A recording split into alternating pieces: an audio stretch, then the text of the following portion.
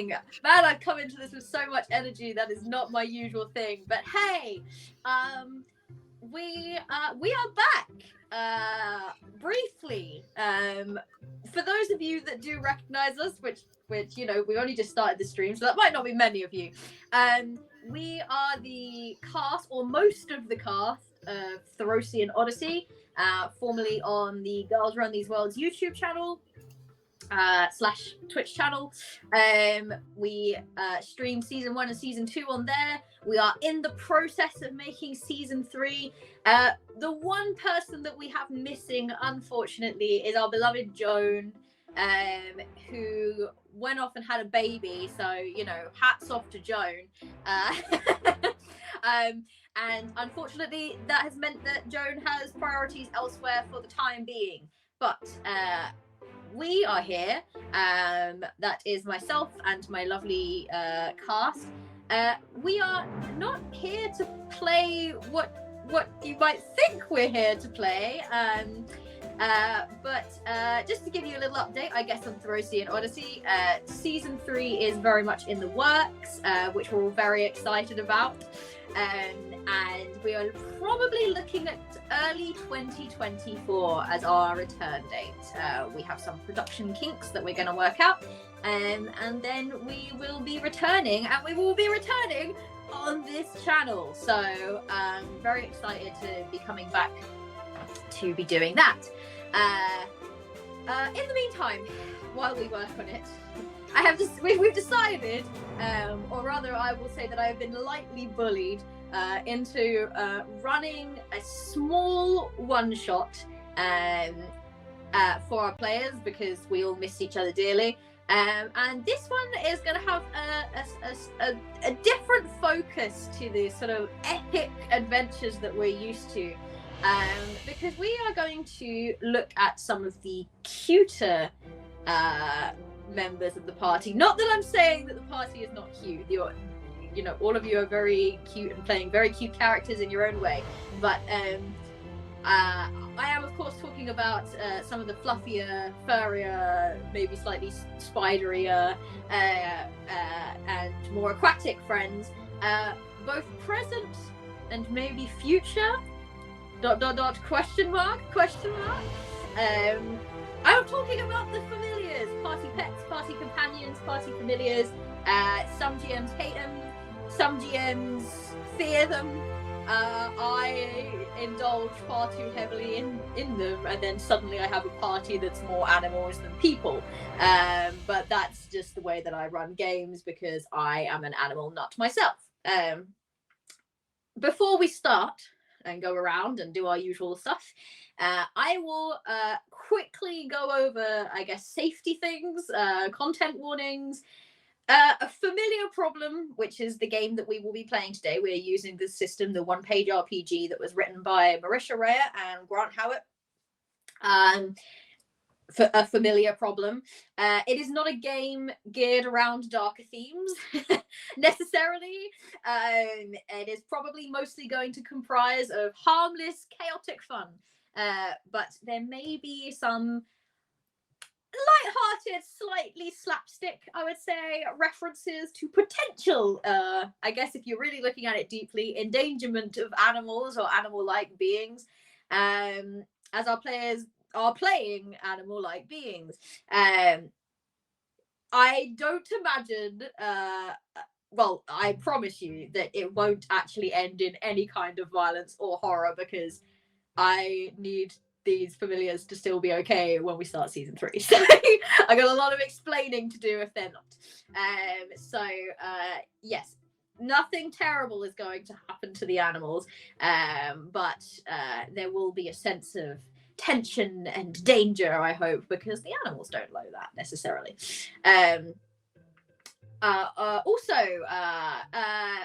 Let's where am I? What am I doing? Okay, yes, with that said, let us go. ADHD, everyone. Let us go around and introduce ourselves. Do you know what? I normally start with me, and that's because I normally forget about me otherwise, but I'm going to try and challenge myself today. So I'm going to start with my players, and I would like you to tell us your name, your pronouns, and the character that you are playing. You don't have to give a visual description quite yet, because we will be doing that in the course of the introduction. But just tell us what kind of animal you are. Let's start. Let's start with up in the corner, Lulu. I should have known you were going to pick me first when you said that, and I had to get myself off of mute. I'm Lulu, she, her. I am playing Octavia the Octopus. My husband was so nice to go and buy me this little plushie when he heard that I was going to be playing an octopus. So, don't know that she actually looks like this one, but anyway. That's me. Yeah, let's just say yes. Yes. All right. Thank you so much, Lulu. You'll be playing Octavia the Octopus. Next up, let's go with Kumi. Hello, I am Kumi, and I'm playing little Kayu. And Kayu is sweet and adorable and sassy, and I'm so excited to play her.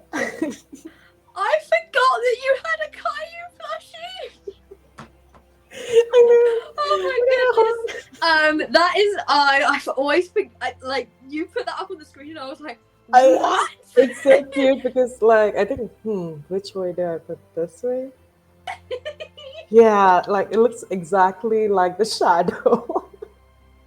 In answer to a chat question, yes, it is an Almiraj. Well done. Well done, or as we like to also call them, bunnycorns. I think you win bragging rights and a hug to be redeemed in 7 months if you so choose. Yes. All right. Speaking of, you spoke up. Hey, Jen, it's your turn. I'm never speaking again. Hi guys, I'm Jen. I am Jen. My pronouns are she, they. I will be playing your friendly local. I don't have a prop, but that's because I am the prop because I am the burb. I am playing your friendly local sparrow named Flitter. Flitter, yes, such a cute name. All right, that brings us last but not least. I'm sorry, I just like looked on the stream and I can see the Gull plushie just like peering in and it's like sending me. That brings us to Lindsay.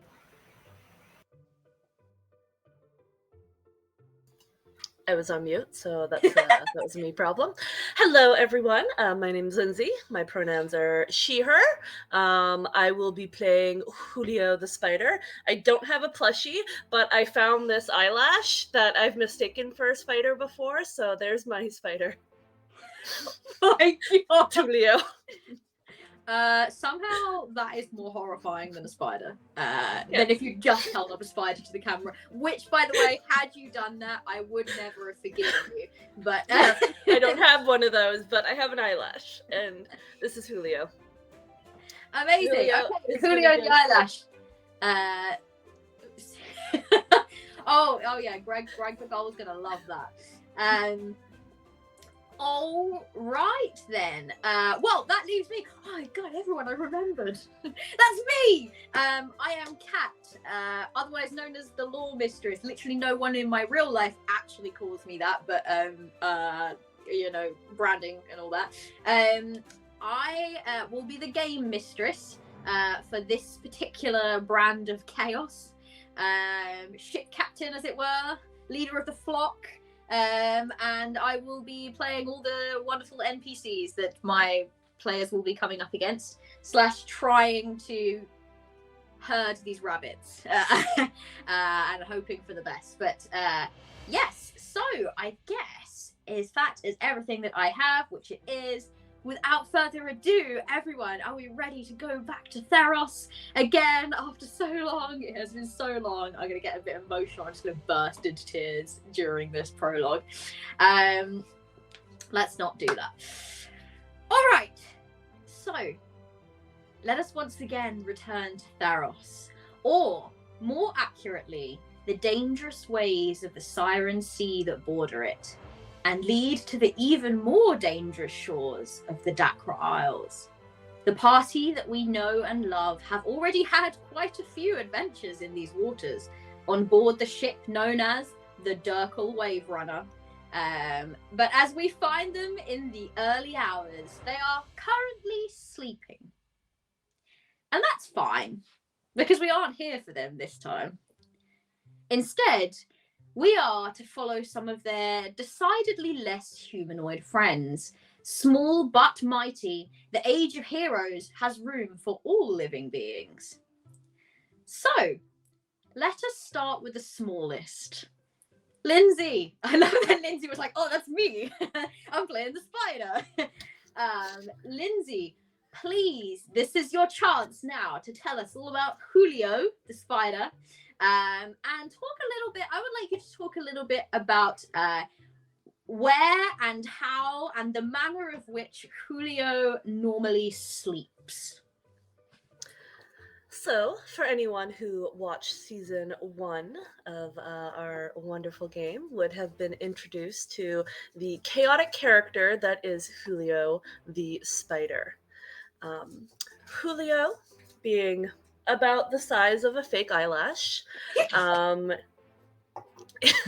is best visually represented as one of the not genres, but the closely resembles more of a jumping spider than your typical scarier house spiders and wolf spiders and that variety. So very petite, kind of cute, big eyes, a nice like black, almost iridescent, fur to him when you look close enough and see that he does actually have a little sprigs of hair here and there. Cute little front legs that he does use to motion, and in a very European way, uses his little legs to speak and talk as he does. Exactly, he's very woo-woo. I don't know the best way to explain that. His speech is very hurried, as you would expect a spider to be. They don't really have the time to sit and chat and have long conversations because there are things to do and places to be and webs to be built and lots and lots of things to be doing. His typical way of sleeping, as he has, found himself to be the familiar to Eva, who tends to be a little bit more of a night owl, but not really an owl because she's not an owl, she's a raven. Night bird. So Julio tends to tuck himself into Eva's scarf at night and spends his evening staring up at the stars with Eva on the crow's nest or the raven's nest, where she typically spends her evenings. And he will spend his nights awake with her, enjoying her company, looking up at the stars and listening to the secrets on the wind that the shiny star man puts out there. I love that. Well, thank you for that description. I missed Julio, and I'm talking about a spider, and anyone who knows me knows I'm arachnophobic. So as I wrote down, Lindsay, describe your character, I was like, But I was ready, I was prepared, and obviously you're describing a very cute spider, so it was like, I'll allow Julio. Julio, you wake in the early hours of this morning, way up high upon the crow's nest, as you usually find yourself. You have, just as Eva likes, an excellent view of the deck and the sea and any islands that surround that. It is unusual for this to happen, actually, but you have woken before Eva, who is sleeping lightly, as Eva is prone to do, but peacefully. Given that she is unable to watch the boat, however, you climb onto your web, and I like to imagine that Julio has Loki built this giant web that has like strands that extend like to various areas of the ship that like no one knows that it's there, and occasionally if someone walks past and they're like, oh damn, I got a little bit of cobweb on my face, and he has to go and like fix that strand. And you use that, or Julio uses that to kind of like get the feel of the ship, get the rhythm and the understanding of what's going on and the lay of the land around. You climb onto your web and wait, feeling the vibrations of the silk beneath your legs, listening for what the day may bring. And it isn't long before you feel a gentle tug that pulls your attention in a certain direction. You move to get a slightly better look. The tug is insistent, playful even, and it piques your curiosity. Has Shiny Starman found a secret for you? You watch as a lone gull, one that you would recognize to be the very same gull, Greg, that pesters poor Eva on a regular basis, descends. But instead of aiming for Eva, as he usually does, he lands on the side of the ship and bends down low as if looking for something. That insistent tug comes again, one that tells you that this is an event of note. As you get closer, you can see Greg continue peering, and he has something in his beak. Your eyes catch movement across the deck, and you watch as a small, furry rodent begins making their way across the deck. Its brown fur is almost exactly the same color as the decking, so it's quite difficult to make out from this distance, but the rodent makes its way over. And we will leave you for a moment, and we will move to another being that has started their day off up high, flying through the skies on their morning patrol.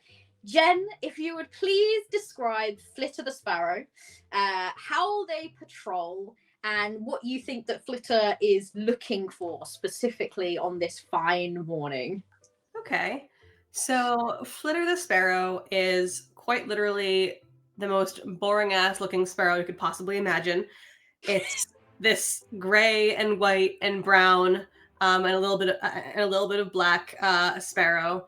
Very mundane, except for the very slight thing where if their best friend really wants to, they can just send a whole ass bolt of lightning through her.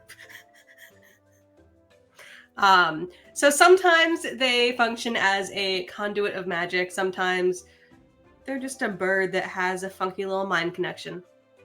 Mm-hmm. The way that Flitter normally patrols tends to be when Astrea is awake, it's usually on her shoulder, but when she's off doing other things and Flitter's a little bit bored, or when asked, she will kind of take to the skies and not straying too far from the ship because she is a tiny little bird, and I believe does vaguely remember that the seagulls in the past have not particularly taken a liking to them. Tend to stay a bit close to the ship, very close enough to the water so that, kind of like dipping close enough to the water so that Flitter can kind of see what's going on immediately beneath the surface. Millie! Millie has, my own familiar has arrived, everyone. But not quite so low that, a stray fish or a stray dolphin jumping out of the water will, be the end of it. It's almost hummingbird-like in the way that it flits from like spot to spot. Its name is very apt. And it's mostly right now looking out for this mysterious rainbow bird that everyone's been talking about. Mm-hmm. Mysterious rainbow. Well, there's a dog. That's not a rainbow bird, but. All right. Yes. So Flitter is out and about, patrolling, making plenty of circles around the ship. And Astrea's instructions are very clear and concise. when it comes to patrolling. So your eyes dart from place to place as you soar, searching for any sign of trouble, any strange behavior, anything that seems off. I love her. Anything that seems off. After all, this ship has had quite the trying journey, coming up against ferocious raiders, the alluring song of a civilization from the sea, and the terrifying presence of the largest bird you've ever seen, made up entirely of lightning. That was a big bird. It was a very big bird. I felt a little bit inadequate, I think. Yeah, I feel like Flitter just was like, oh damn. Like, Flitter feels like a badass when used as a conduit of magic, and then just saw that bird and was like, I need to up my game. I think Flitter is definitely feeling a little bit nervous because, like, there is an egg on the ship now, and my beloved person seems to have taken custody of it. I'm just like, is this? You better fucking not. Is this competition? Yeah. All right. As you circle the ship once again, your eyes are drawn to a gull landing on the balustrade. It gives you pause for a moment, and your mind darts back to another instruction that Estrella had given you previously. One that, oh, you're sitting. Break my heart. This is kind of rare for Millie. Millie is very slowly becoming a lap cat. One that she's never given you before, actually, and that was to attempt to be friendlier to these very strange, very real birds. Last time you mingled with their flock, you found them a little loud and a little abrasive for your tastes, and you didn't say anything to any of them. But perhaps now, one alone, this is the leader, you know that much, so perhaps an apology for your rather rude silence. Greg. As you fly closer and closer, your sharp eyes do catch a small rodent scurrying across the boards towards the gull. This is Greg. Every time I mention Greg, I feel like Greg needs to come on camera. Which drops something on the floor. So you watch as Greg the gull drops something on the floor that seems to be for the rodent. Most unusual. Rodents are normally scurrying away from birds in your limited experience. Even more unusual is that this particular rodent you recognize. It is a small breed of squirrel. I will now pause this narration to get everybody to Google a tufted pygmy squirrel because oh my goodness, they're literally like the cutest thing in the world, and this is what you're seeing. Okay, this is the rodent that you're seeing. They are tail is bigger than it. Yeah. They are regularly found in Miletus. You know that much, especially in the trees. They are not, however, regularly found on boats, so that in itself is a little intriguing. Oh, it's that Miletus girl. Sorry. And pygmy squirrels. We will pull away. From Flitter for a moment. Next up, we have a creature that those following the exploits of our intrepid humanoid adventurers might not recognize. Floating idly beneath the waves in a magical bubble of her own making. Lulu, if you could please describe Octavia and how she normally spends her days beneath the sea. Well, Octavia is a somewhat small octopus. I imagine her body is about the size of a large cat. Lord Pounce's over there. He won't come over for me to show you about how big, but I would love to pick up, but she's just gonna run. She's at the moment she's kind of a soft green color. She does somewhat change her color to blend in. she doesn't have glasses, but she has kind of the air of somebody who would wear glasses, be very bookish. She a lot of times has like a little assortment of shells and other little things that she's found on the seafloor that she brings with her. She's just very sweet-natured. Oh, goodness. Okay, yes. About this size. Okay, yeah. Oh, okay. My Sorry. magical assistant has bought the cat to show you. Yep, sorry, Milo. He wasn't too happy about that. But so she's very good-natured. Like I said, if they had books under the water, maybe she spends a lot of time trying to decipher some of the runes of ancient civilizations that are on the ocean floor.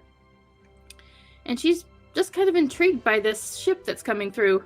And so she's just kind of looking up and seeing what's going on. All right. So, yes, Octavia, the sea is filled with many vast adventures.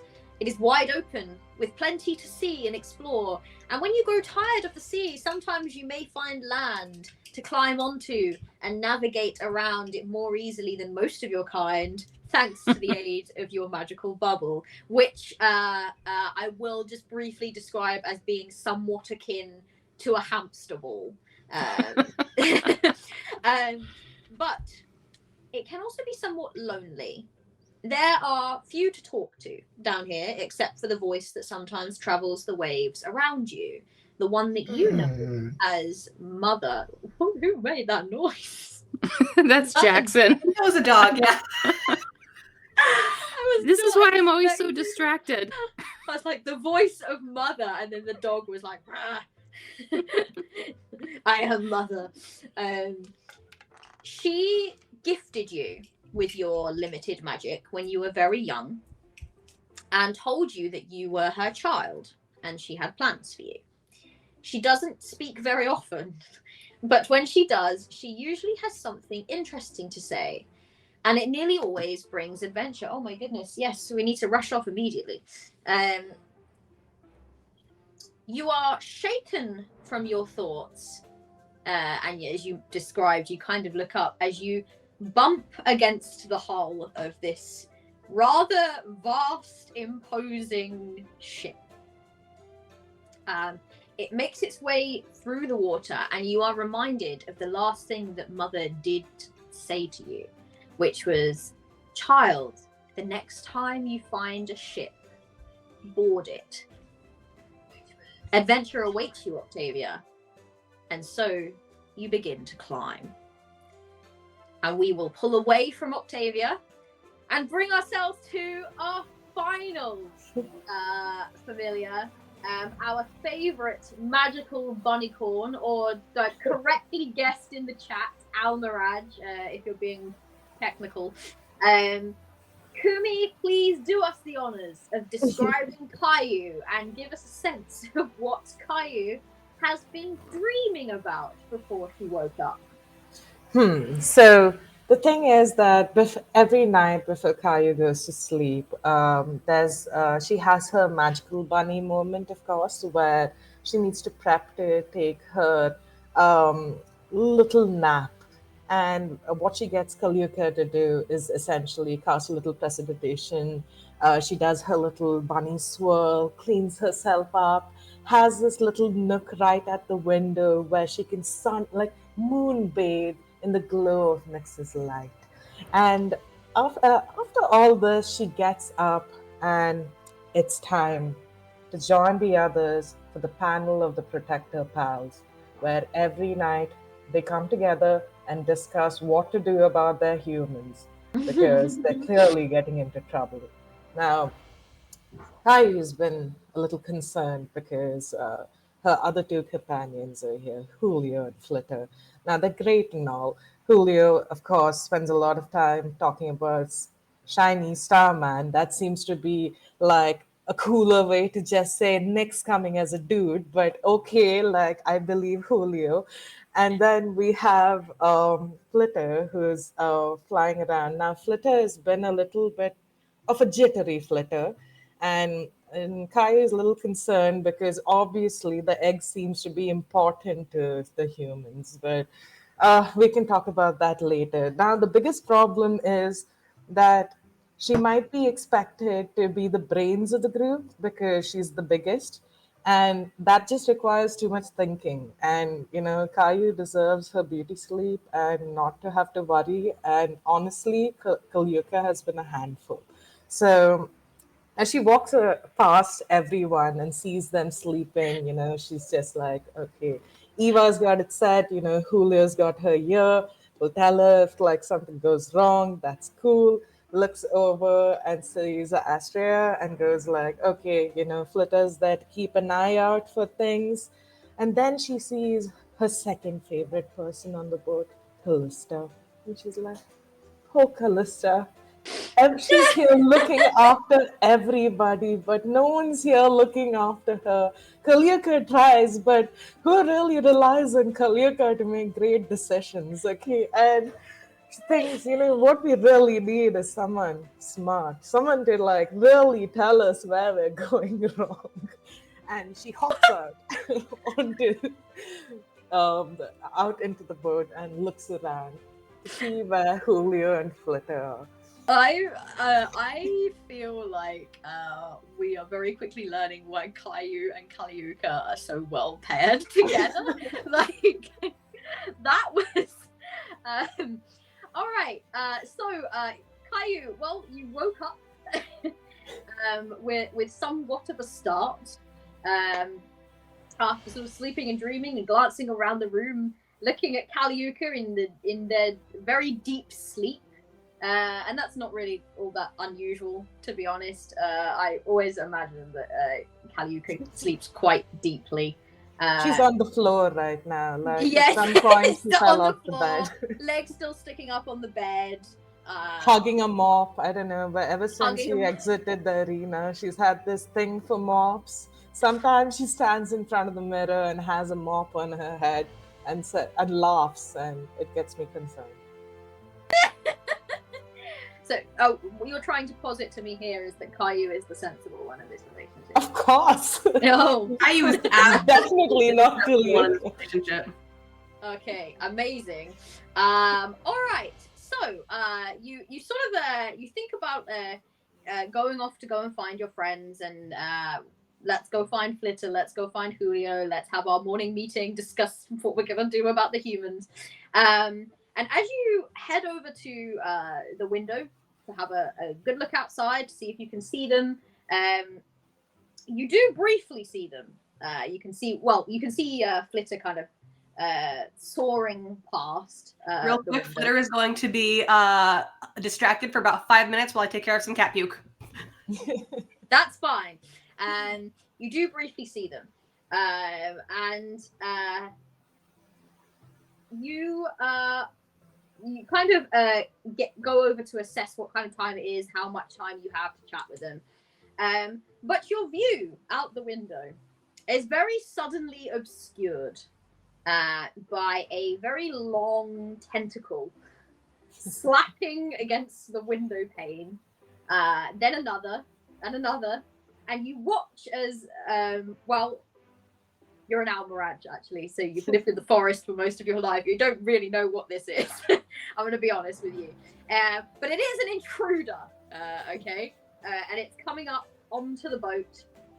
I imagine you'd like, you can tell me if I'm wrong, but perhaps you spend a moment or two trying to frantically shake Kalyuka awake.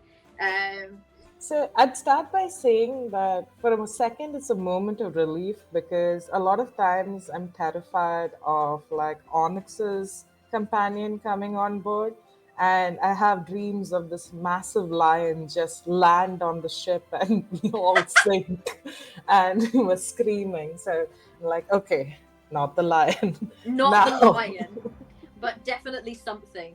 But Kalyuka is sleeping very deeply. And she sort of rolls away from you, basically kind of rolling under the bed at this point. So you do what is brave. You make your way over to the door, stretch onto your little hind legs, use the tip of your horn, as you have practiced doing many a time, to unhook the latch, and you scamper up onto the deck. this point, we are all somewhat closer to the action. And you can see this very strange, all of you, Kayu, as you kind of come onto the deck, you are greeted by this sight of one gull landing on the balustrade, chatting to what looks like to be a tiny rodent that you have never seen before, scampering across towards them. One sparrow also kind of circling in and making their way down. You look and you do see this tentacled thing kind of starting to pull itself over the railings and peer over and have a look. And Julio, as you would expect from Eva's companion, is making its way down its network of webs across from mast to mast, like some kind of like vine swinging like hero. It is making their way down towards the action as well. And so you're all kind of getting closer and closer. What I would like you all to do is roll a quick check, which will be a D10 plus your quick modifier. And this is basically just to kind of get an order of who sort of gets there first and gets to kind of interact or decide what they're going to do in this moment first and see things first. So quick kind of covers, for those that don't know, quick obviously covers like how fast you can run away, and but it also covers your spot skill, so your ability to see things, how you are in noticing things. So quick is a pretty useful roguey, I think, type thing. Yes, climb, dodge, outrun, and spot. Yeah, well, I'll get your scores, and I will get Jen's in a moment. But Lulu, what did you score? 4. With my 4. big +0. Fantastic! So you are literally heaving your way up that final bit and just kind of getting a little bit stuck and trying to. All right. What did you get, Lindsay? 9 + 2, so 11. 11. Fantastic. That's very, very good. Kayu, what did you get? I got a 7 + 2, 9. 7 + 2, 9. So I imagine that the two of you are pretty quick. All right. What we will do. Oh, hello, Jen. You are back. You're rolling quick. Roll a d10 for me and add your quick score, please. All right, give me 2 seconds. My apologies, everyone. There was a pukey cat that I had to deal with. Okay, let's see. What was... that is a total of 10. A total of 10. Perfect. Okay, so order is going to be Julio, then Flitter, then Kayu, and then our poor Octavia, who is just struggling to quite get themselves over the railing. I think that the first three of you probably see a good portion of this, and Octavia, you don't get much of this, I'll be honest. But you watch as you kind of draw in, and you see this rodent scampering up. You watch as Greg the Gull has something in its beak, which it drops onto the floor in front of this rodent. And in terms of how the ship is, there are obviously the odd crewmates around. We don't leave a deck completely unattended overnight and then all wake up in the morning. I'll be honest, the person that's on watch has fallen asleep. Captain Cascade will not be happy. That's not for you to worry about. And there are a couple of other people around, but they're very embroiled in tasks. They're very busy, so they're not really paying attention to anything that's kind of going on. And the ship is quiet. It's bobbing quite gently in the water. There's no real storm or turbulence or anything like that. So they're kind of very embroiled in what they're doing. This rodent gets up to Greg the Gull and takes one look at this tiny little, it looks sort of like a crumb of something. It is slightly glistening in the manner in which salt crystals glisten. And she kind of looks up and says, "Is that it?" And Greg the Gull kind of goes, I agreed I'd bring you salt moss. I didn't tell you how much I would bring you. And this little rodent begins to argue back. They're clearly very agitated, very unhappy with the offering that has been presented to them, and says, I gave you good intel. I told you all about that fish pie, and this is all you bring me. And they begin to have an argument, essentially. You learn through this argument that this little rodent's name is Tufty. And you you hear as Greg essentially tries to defend his position and says, yeah, intel's great. Okay, Intel's wonderful, all right? And maybe once upon a time, I'd have been happy with Intel, but my new friend Eva up there has taught me the art of negotiation is very important, all right? It's great that you can tell me about the fish pie, but how am I supposed to go and get the fish pie? And Tufty's like, that's not my problem. My problem is to give you Intel, you go and get the goods. I can't go in there and endanger the flock. You get it. And they're kind of like arguing back and forth. Tufty's like, look at the size of me. You think I can go in there and pick up a whole ass fish pie? And they're kind of having this argument. Julio, you rolled the quickest. What is your response? What would you like to do as you see this happening? And you can kind of see, I will say you can kind of see, I won't say that you have necessarily seen Octavia just yet, but everything else you can kind of see is happening, and you hear the vibrations of the web are kind of bringing their words to you quite well, so you have a pretty good understanding of what's going on. So we are going to have Julio descending onto the scenario. So Julio is walking along his webs, the vibrations quickening his scurrying as he goes.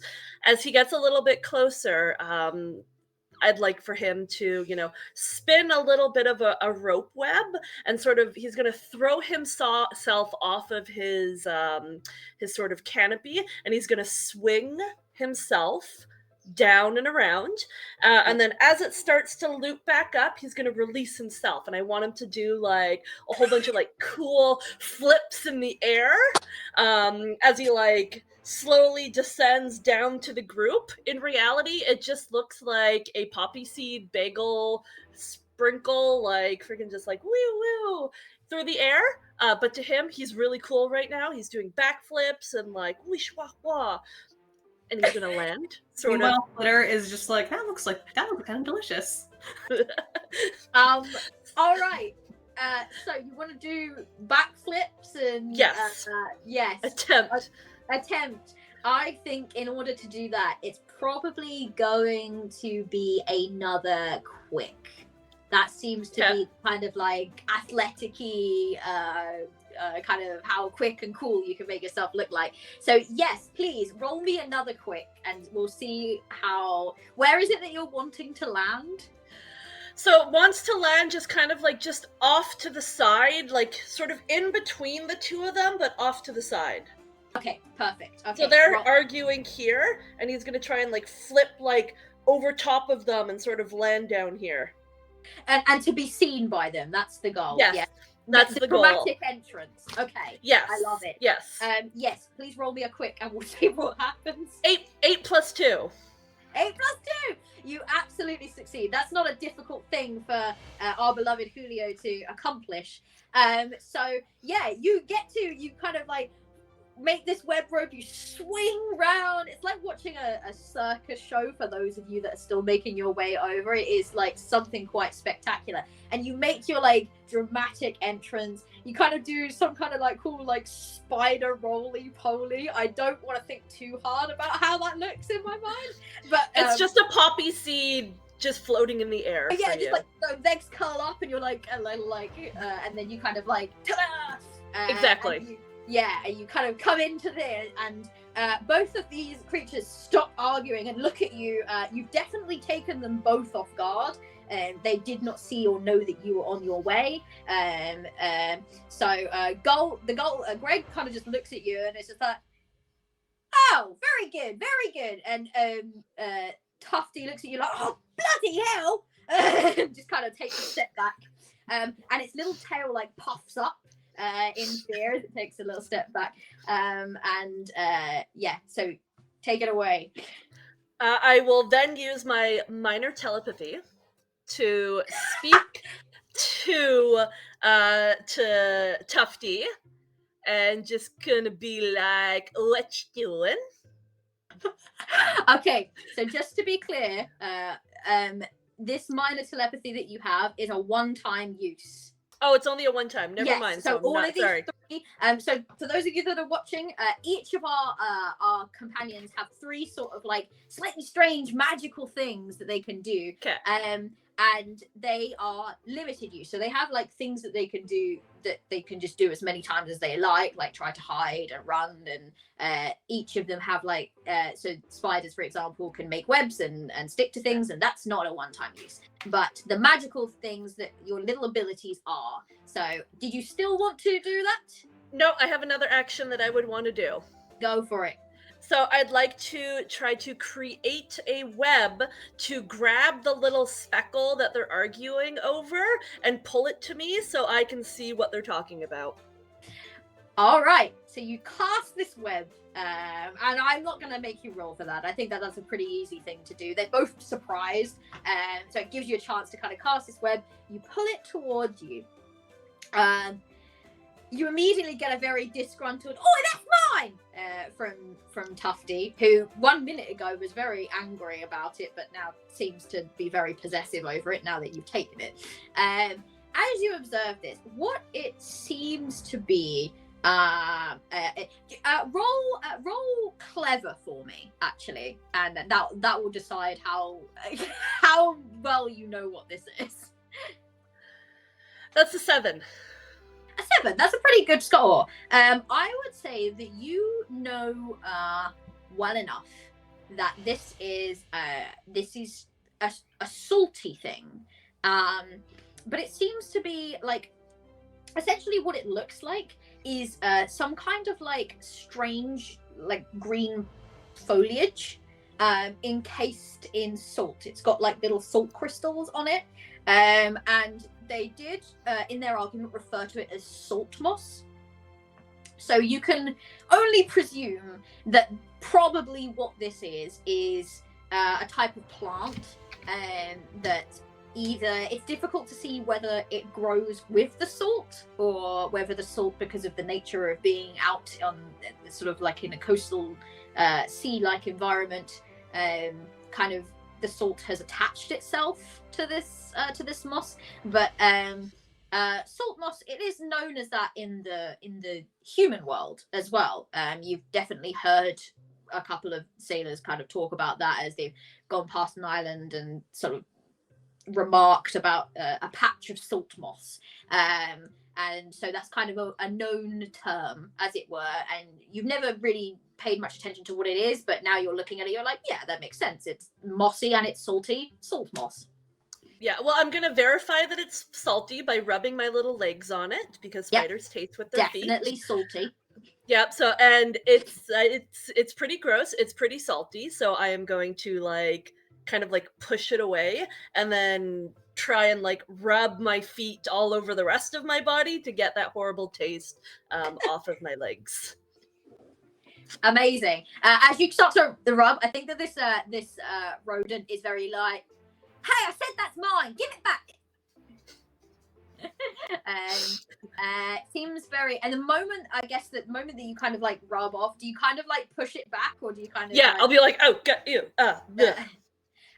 This rodent runs forward, snatches it, and begins to like nibble at it, almost like possessively, like, "Oh my goodness, who's going to be the next person to try and take my salt moss? I had better eat this quickly." So kind of like starts to nibble at it. Even though it tasted pretty salty and disgusting to you, this rodent seems to like covet it, like love it. All right. Cool. Is there anything else that you're wanting to do or say? I will leave it there and allow others to join the scene. Love it. We're going to move on then. Flitter, you are next in the queue, as it were. So you watch as Julio kind of backflips and cartwheels and arrives on the scene, does a little tasting, and does not seem to enjoy whatever this thing is. But yeah, as you kind of come in closer, you can see that kind of like that it looks like a speck of salt essentially, but there's a sort of tinge of green to it. And hear that they're talking about it being called salt moss. So what is it that you would like to do? I would like to sweep down. Is Greg still there? Greg is still here. Yeah, Greg seems very pleased to see Eva. They're on not Eva, sorry, Julio. Greg seems pretty pleased to see Julio. They're on pretty good terms, I think, because you know, Julio is friends with Eva. Greg wants to be friends with Eva, so Greg, therefore, is friends with Julio. Yeah, okay. And that's the way it is.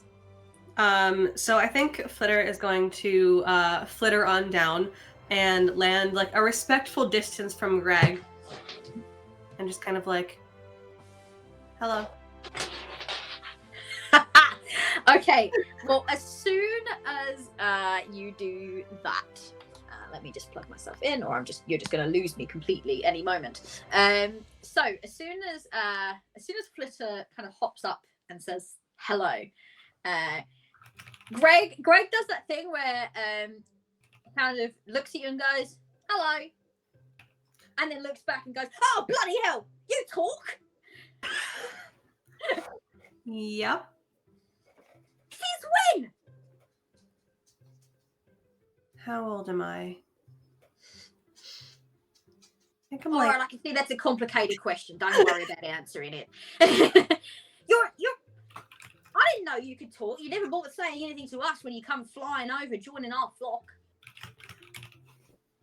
Well, I don't know any of you. All right. Well, how do you make friends? You get to know people. I have the friends I need. I think it kind of regards you.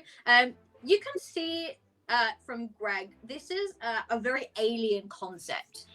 Greg is used to traveling with a flock. Greg has many friends with a flock, and you know, I think that's why Greg gets on so well with Julio, because Julio has thousands of friends, you know. So I think that Greg is not used to the idea of just any being just being like, I have a friend, I don't need any more. And so it's just like, oh well, suit yourself. A little bit unfriendly, like, you know.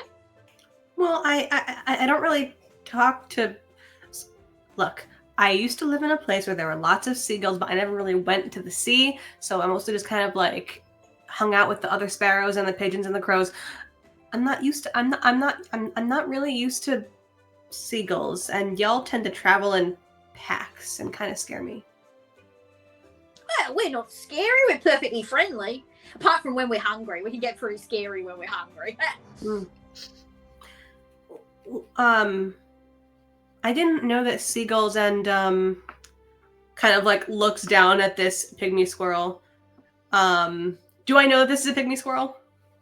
Yes. Okay. I think because you have a little bit of a mental connection with Estrella, and Estrella is quite knowledgeable in things, and because you have lived in Miletus with Estrella, and you've definitely seen these things around Miletus, you know what these are, because Estrella has probably at points found them incredibly cute, and at points found them incredibly annoying. They're basically like that very adorable pest found in Miletus, kind of everywhere. So it's pretty much just I didn't know that the gulls and the pygmy squirrels had a. I think I heard the word bromance once. As you say that, this little rodent stops nibbling and is just like, "Oi, we're not friends. We're acquaintances. We got a deal going on. All right." Yeah. Okay. Sure. I've heard that before. And I think that this rodent at this point is regarding both of you quite suspiciously. You've just kind of come in. They thought that they were being super sneaky and super like. They're a bit disappointed, basically, that so many people just seem, or so many other creatures, as I should say, seem to have just kind of understood that there's a thing happening here, and they're just kind of barging in on it, like. And I think Flitter actually turns to Julio and is like, "You good little bud? You looked like you were a little tumbly there for a sec." Is Flitter on the ground or still flittering? Flitter's kind of like on the balustrade with like a little ways away from Greg. Okay, so too far away to wipe themselves off on Flitter. Julio will just kind of like come down. just kind of like nod and be just continuing to just try and like flick little bits off, like little flakes of salt away. I love that. I'd offer to help you deal with that, but I don't want to eat you by accident. Fair. Don't eat. Fair. I feel like all of our moms would not be happy with us. All right. So as this is kind of going on, we'll move quickly to Kayu. You're scampering across the deck. You're ready for the morning meeting. It seems you have some extra attendees to the morning meeting that you were not necessarily expecting. And they seem to be having a thing going on. At this point, because you are aware of Octavia's thing, you can see at this point, Octavia has managed to haul themselves up. They're sitting quite nicely on sort of onto a barrel, and not necessarily the most notable thing that this kind of like gathering is all just kind of focusing on each other and is not looking at the octopus. Well, I should say from Kayu's perspective, the tentacled creature over yonder. So you can see that there is Octavia over there. But more interestingly, as you kind of make your way over, Greg kind of pipes up and just goes, look, I appreciate the company this morning, but really, we're just kind of dealing with some business, you know. There's nothing really here to see or worry about. And then turns back to Tufty and says, look, I know you're too small to go and get a fish pie by yourself. Why don't you get your human to help you out? And Tufty's just like, she's not my human. We just travel around together, you know. We watch each other's backs, you know. That's how it is. That's how it is on the streets. And it's getting very abrasive. Tail is puffing up, fur is puffing up, looking pretty mad. And I can't just get her involved in any old thing. I'm gonna make it worth our while. And goes back to nibbling the salt. And that's where you kind of come in, Kayu, at this point. Kayu hops in and, you know, she takes like a skid at the end and kind of like flips her one ear over her shoulder and then like hops forward and first looks at the rodent on board and then looks at the octopus almost off board and first is a little weirded out by these additional creatures on the ship with them, but then sees potential candidate 1, potential candidate 2, who will be Callista's companion. Okay, and looks at both of them and first looks at the squirrel and, you know, doesn't really like the vibe of the squirrel because honestly, he has a fluffier tail than her. And who needs unwarranted competition, really? Okay. Then looks over at the octopus. Now, sea-based creature, right out of the sea. That looks like something that Callista might like. So she hops over to the octopus and looks at her steadily and then just tilts her head to the side and goes, "What are you?" Amazing. So you all watch as Kayu kind of comes over and surveys everything that's going on. At this point, Greg kind of looks and goes, "Oh, bloody hell, the whole crew's turning up. Look, I said it's fine. We don't need to worry about it." then Kayu kind of just stops to hop away and goes, "Oh, all right. Well, I guess you're done with us then." And that's fine. That's what I wanted, you know. Then all of you kind of go over to what, like, look at what Kayu is looking at, and you all see nearby this octopus. Now, this again, very out of place.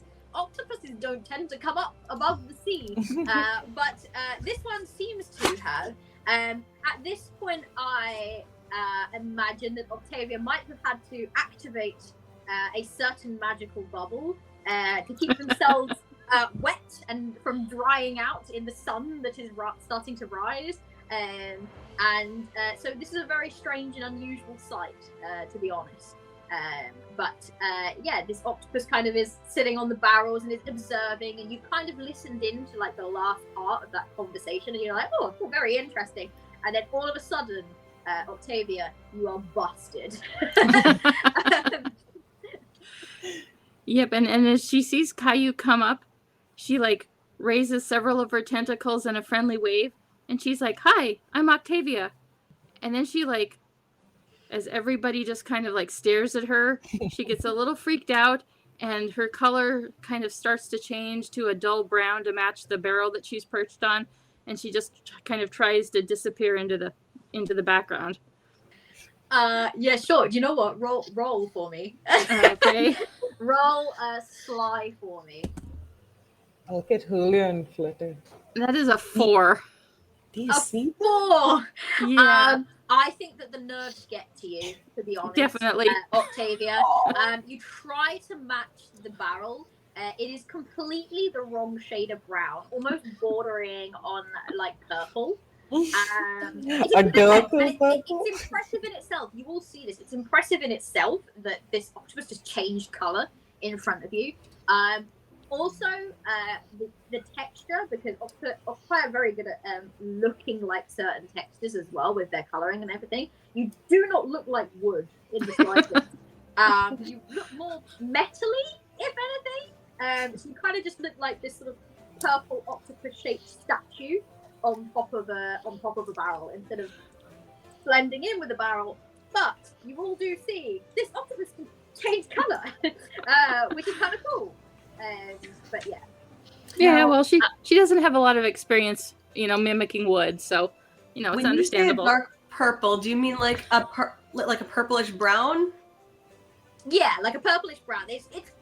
You can potentially, if you're a little cleverer, and I will say if you have a +2 or a +3 score in clever, I would say that perhaps you would be able to understand that what Octavia might have been trying to do was replicate the barrel, but has not quite achieved.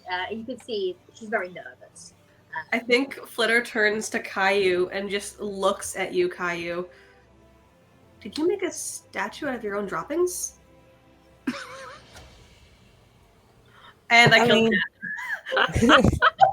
You still look charming. We're not saying you look like rabbit shit. You look great, Octavia. I'm just like, Flitter, no. I'm trying to get her. I'm trying to get them on our side. Can't you see potential Callista campaign material here? Companion material? Well, okay. Julio. To be fair, I really didn't mean to say you look like rabbit shit.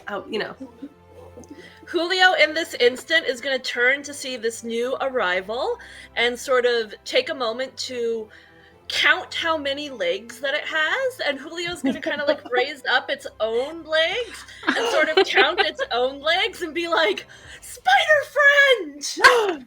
It's a sea spider! And Julio's just going to like throw up his little like front legs excitedly and like skitter over towards Octavia, and wanting to do a hug and being like, "Spider friend!" Yeah, I think at that, Octavia will kind of take a couple of her tentacles out from inside the bubble and go through and kind of like high five or try to high five Julio. So cute. In the high five, Julio's just gonna like attach himself to one of the suckers and just like be hugging it as best as he can.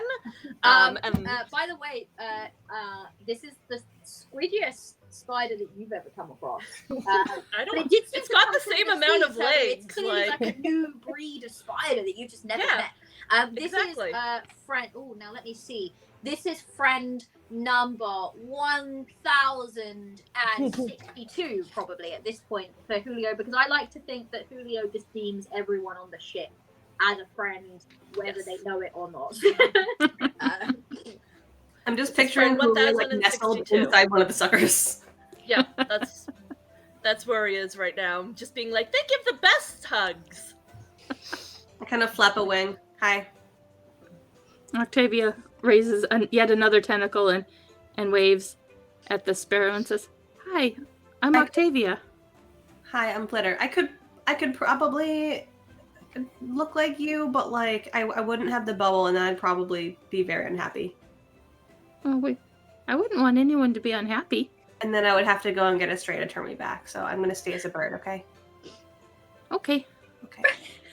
Protect Octavia. Honestly, protect Octavia. That seems to be the characters that I create. It's at this point, as you're going over and kind of marveling at this new arrival, that Gull Greg, I keep just like saying Gull and then being like, I've already named this Gull, I could just say Greg. Gull Greg kind of looks over this scene that's happening and looks back at Tufty and goes, "Wait a minute, Tufty. Are you seeing what I'm seeing here?"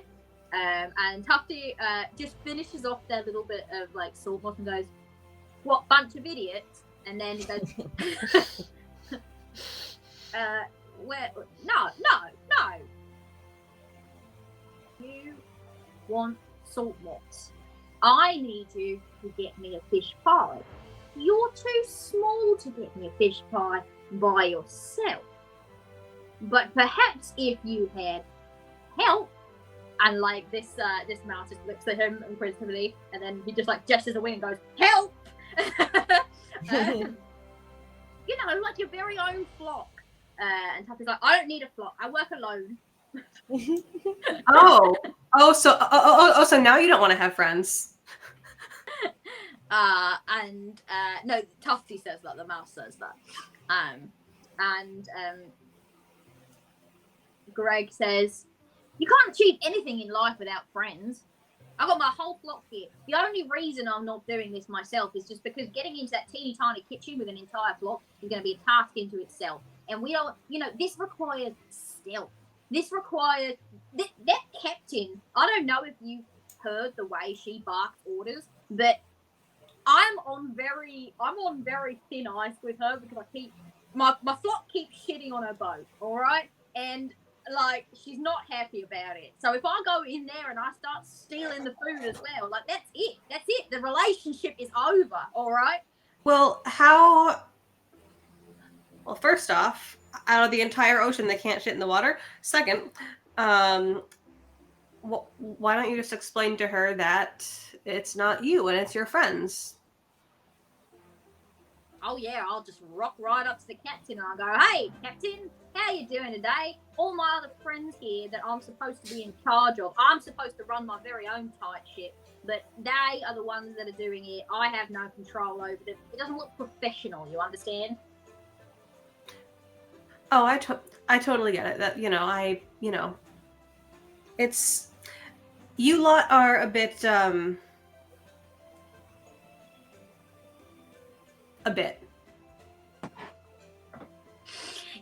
For your own good, I think you shouldn't finish that sentence.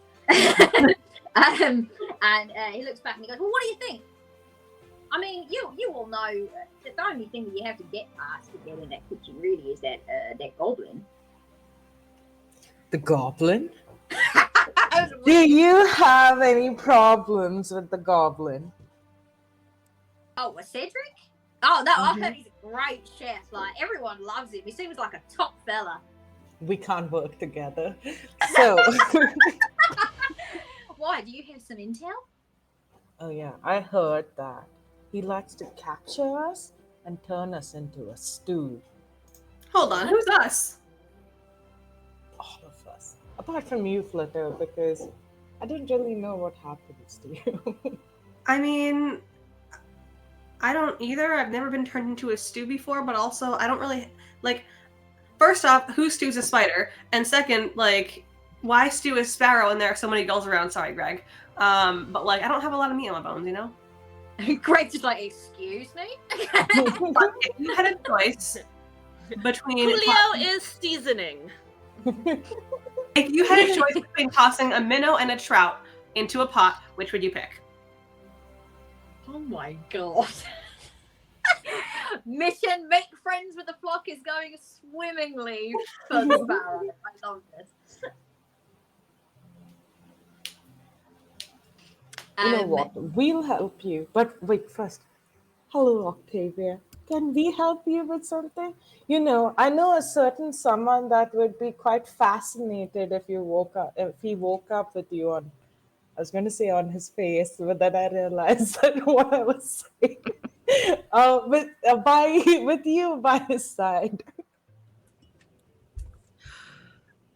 I just Mother told me to crawl on the first boat I came to, so I'm here. I guess I'm here to help you. Although Do you like I don't pie? really want to be turned into a pie or a stew. How are That you? doesn't sound like fun. How are you bubbly? I just am. I've always been able to do this. Can I touch the bubble? You can touch the boat, yeah. Oh no, I'm asking Octavia. She kind of like thinks for a minute and she's like almost wants to just jump back into the water and get away from this crew. But she remembers that Mother told her to crawl on the boat, and so she kind of steels herself and she's like, yes, you can touch the bubble. Flitter kind of like cocks its head. Are you sure? I don't have to. I'm just curious. No, it's okay. I just don't have many friends, so I'm not really used to interacting with. Hey, my best friend is a person, so I got you. But yeah, no, you can touch the bubble. It's okay. I think Flitter will hop a little bit closer and think about extending a wing, or think about extending a toe, and instead just like very carefully extends just the very tip of their beak. I think it's at this point, as you kind of extend and you try to touch this bubble, it oddly, like, you've seen bubbles before, and they obviously normally just pop at the point that you touch them. This one kind of like bends in, like it's a malleable material that just gives. It has a certain level of like enhanced, and Flitter would know about magic. I think all of you are pretty well versed in like the magic. Consider This we're is talking definitely a animals. magical bubble. It's definitely not behaving like a normal bubble does. At this point, Tufty has been kind of regarding you all, watching you all kind of interact, and just sort of shakes their head, but then kind of says, "Look, are you in or not? Am I getting any more salt moss or not?" Julio, having no clue what that actual conversation about, will pipe in that they will help, but has no clue what he's actually enlisting himself in. Well, I can't let the spider do it alone, so I guess I'm in too. Kai is just going to continue asking afterwards. You look like a spider. Do you shoot webs as well? I don't think so. I've never tried. I can shoot ink sometimes. Ink? Yeah. We're in. So Squirrel, our dear friend Octavia and I, and Julio and Flitter, all of us are ready to do any task you want as long as we can do something to the cook later. And I look over at Julio. Tufty She can considers shoot this. ink. Tufty considers this. I like the way you think. Here's the thing. our place on the ship depends upon this being somewhat discreet. If you want to stay here, they got to know that it wasn't us that took the pie. You understand? I like the way you ink. Sorry, I just realised I just didn't write that in the chat. I like the way you ink. So, if you can come up with something that is a bit discreet, I mean, I'm up for Suri likes tricks, so I like tricks, but we've got to be a bit careful. Suri's going to be really pissed off at me, alright, if you get me in trouble, is what I'm saying. I've been sneaking in and out of that kitchen for, well, this entire journey. However long that is. How do you sneak in? How do you usually sneak in? Well, there's a little hole. He keeps the door locked, especially while he's sleeping, which he will be now. What the smokestack? There is a little hole, and then kind of looks and at Julio and goes, "Big enough for you." Looks at Flitter and goes, "Maybe big enough for you." And then looks at Julio and goes, "Definitely not big enough for either of you." But there is keys inside. He keeps them up on a hook. We could unlock the door from the inside. Or maybe you have another idea. The mission is simple. We go in, we get the pie, we get it out, we don't wake up Cedric. We don't wake up Cedric, yes.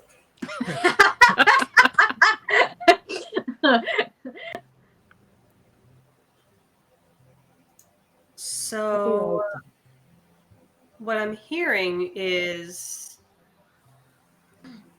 Julio and I go down this hole. Julio searches the place. I do what I can to get the key, maybe, or maybe slide it under the door so someone bigger than me can pick it up properly.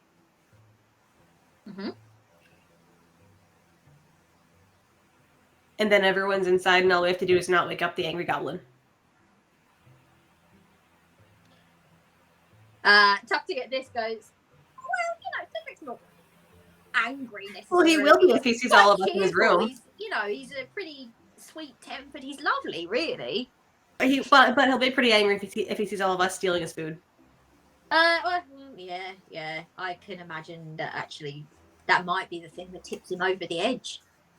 Oh, if Cedric does come into the kitchen, Octavia, could you ink him so that he's blinded and can't see? This feels like I feel like my inking's gone too far. Tufty's like, good, I like this. Backup plans. We must always have backup plans. That's what Suri says.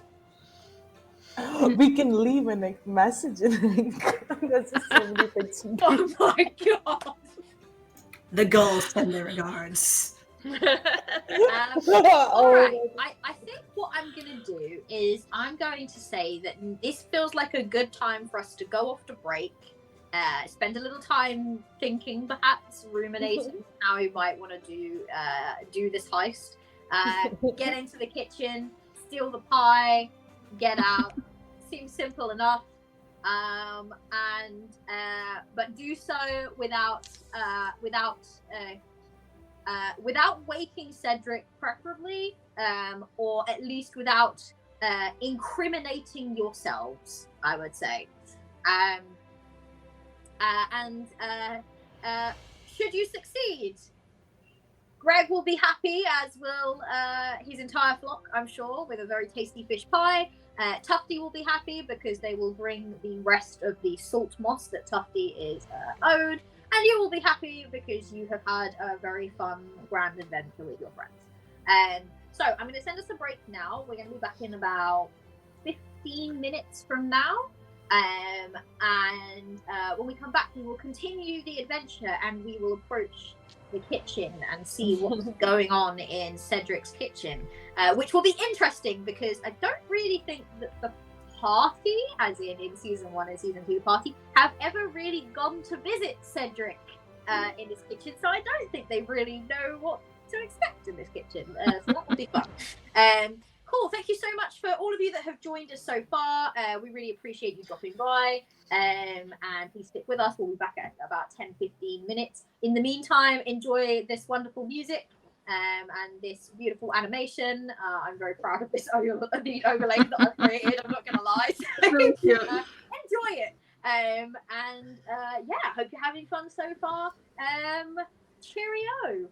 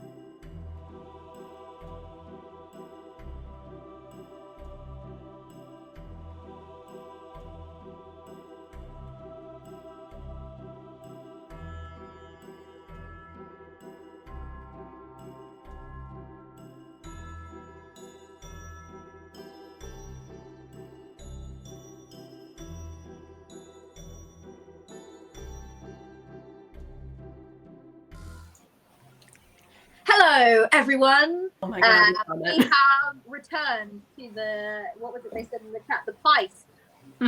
Literally, as soon as I hit that, like the button to go back to the overlay, we get the "that's just how the pie crust crumbles" verb. That's just how the pie crust. Absolutely incredible. Yes. So, welcome back, everyone. We are here now to continue with our, I guess, our little like plan making Oh, and I have a cat. of how we're going to our players slash our beloved familiars, present and potentially future, know the deal. They know the score. They have been tasked with going and stealing a pie from a, well, what seems to be to most people a very agreeable, lovely goblin chef. Only poor Kayu seems to have a particular vendetta against Cedric the goblin, and you'll have to watch season 2 to understand why. But everyone else, they know that Cedric is a lovely fella, and is an amazing cook, like the best around. You will have all heard your party gasp in wonder as they eat the food that Cedric prepares. It truly is something. And a Gull by the name of Greg is very excited about the idea of getting its beak for the flock on a particular fish pie that Cedric has made. Has received that intel from a rather abrasive little squirrel named Tufty that we've kind of discovered over the course of this is Surrey's little squirrel. Again, all characters that you will know if you watch Therosian Odyssey. So, but Surrey is a member of the crew that our party know and love? Question mark. I love her. As Jen is mildly scared of her. If you want an idea of what Surrey's personality is like, very similar to Tufty. They clearly are cut from the same cloth. Let's put it that way. So, yes, we return now. Our heist crew have assembled, and they are in the midst of a discussion about exactly how they're going to pull this off. Time is running short. Cedric will be thinking about waking up soon in order to begin preparations for breakfast, etc. So you don't have lots of time to do this. So if my lovely players could have a brief discussion about the kind of plan that they might have concocted, and then we will enact the plan and see how successful they are.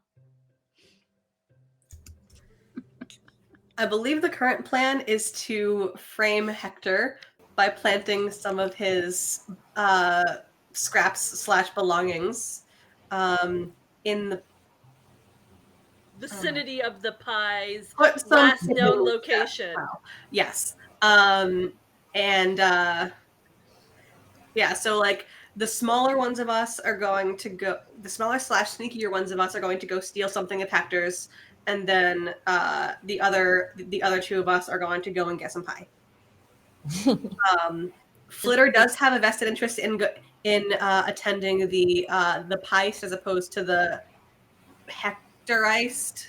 I feel like we might have to split up the sneakies 50-50. And one sneaky is going to have to help get the key, and one sneaky is going to have to go help get the the evidence. So here's the question. Okay. Who are our sneakies? I am mediocre at sneaking. I think it would be Julio and Octavia, perhaps. Octavia is good at covering herself, but not necessarily sneaky. She can kind of disappear. I think that when it comes to sneaky, by the way, for context, you're looking at the sly score, specifically in being able to kind of move about and hide and be able to. So you want a kind of good mix of maybe sly and maybe quick as well, being able to get away in a pinch. That's kind of sneaky, as it were. Oh, sly is actually my lowest. So if I'm quick, I'm very quick, and I'm very clever, but I'm not sly. I am sly and quick. Okay, so Julio is a good contender for being sly. Probably not a good contender for carrying a pie tin, unless you're planning to drag it by web. Which will, I will just put this out there, probably create. Also, I realised that we mentioned Hector. There might be people in the chat that do not know who Hector is or have no context on who you are talking about. I will give some context on Hector. Hector is the ship's every ship, in order to appease the goddess of the sea, Dakra, normally has a priest or priestess aboard that kind of communes with the waves and helps to guide the ship on its journey. And Hector is aboard for that reason, and that is literally the only reason that Hector is aboard. Should Hector not have this very prominent position, I am certain that Hector will have been chucked off the boat many days ago, because Hector is also rather pompous and quite rude at times, I would say. Rubs a lot of people up the wrong way. I think that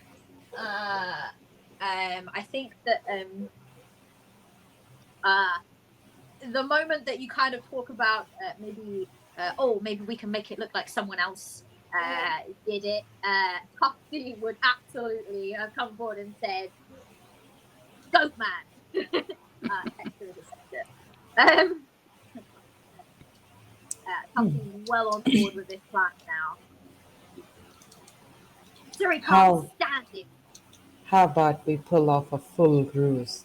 So, we steal the pie, make it seem like Hector's the one that ate it, but also make Hector think that he did eat it by perhaps putting a sign of his goddess around him.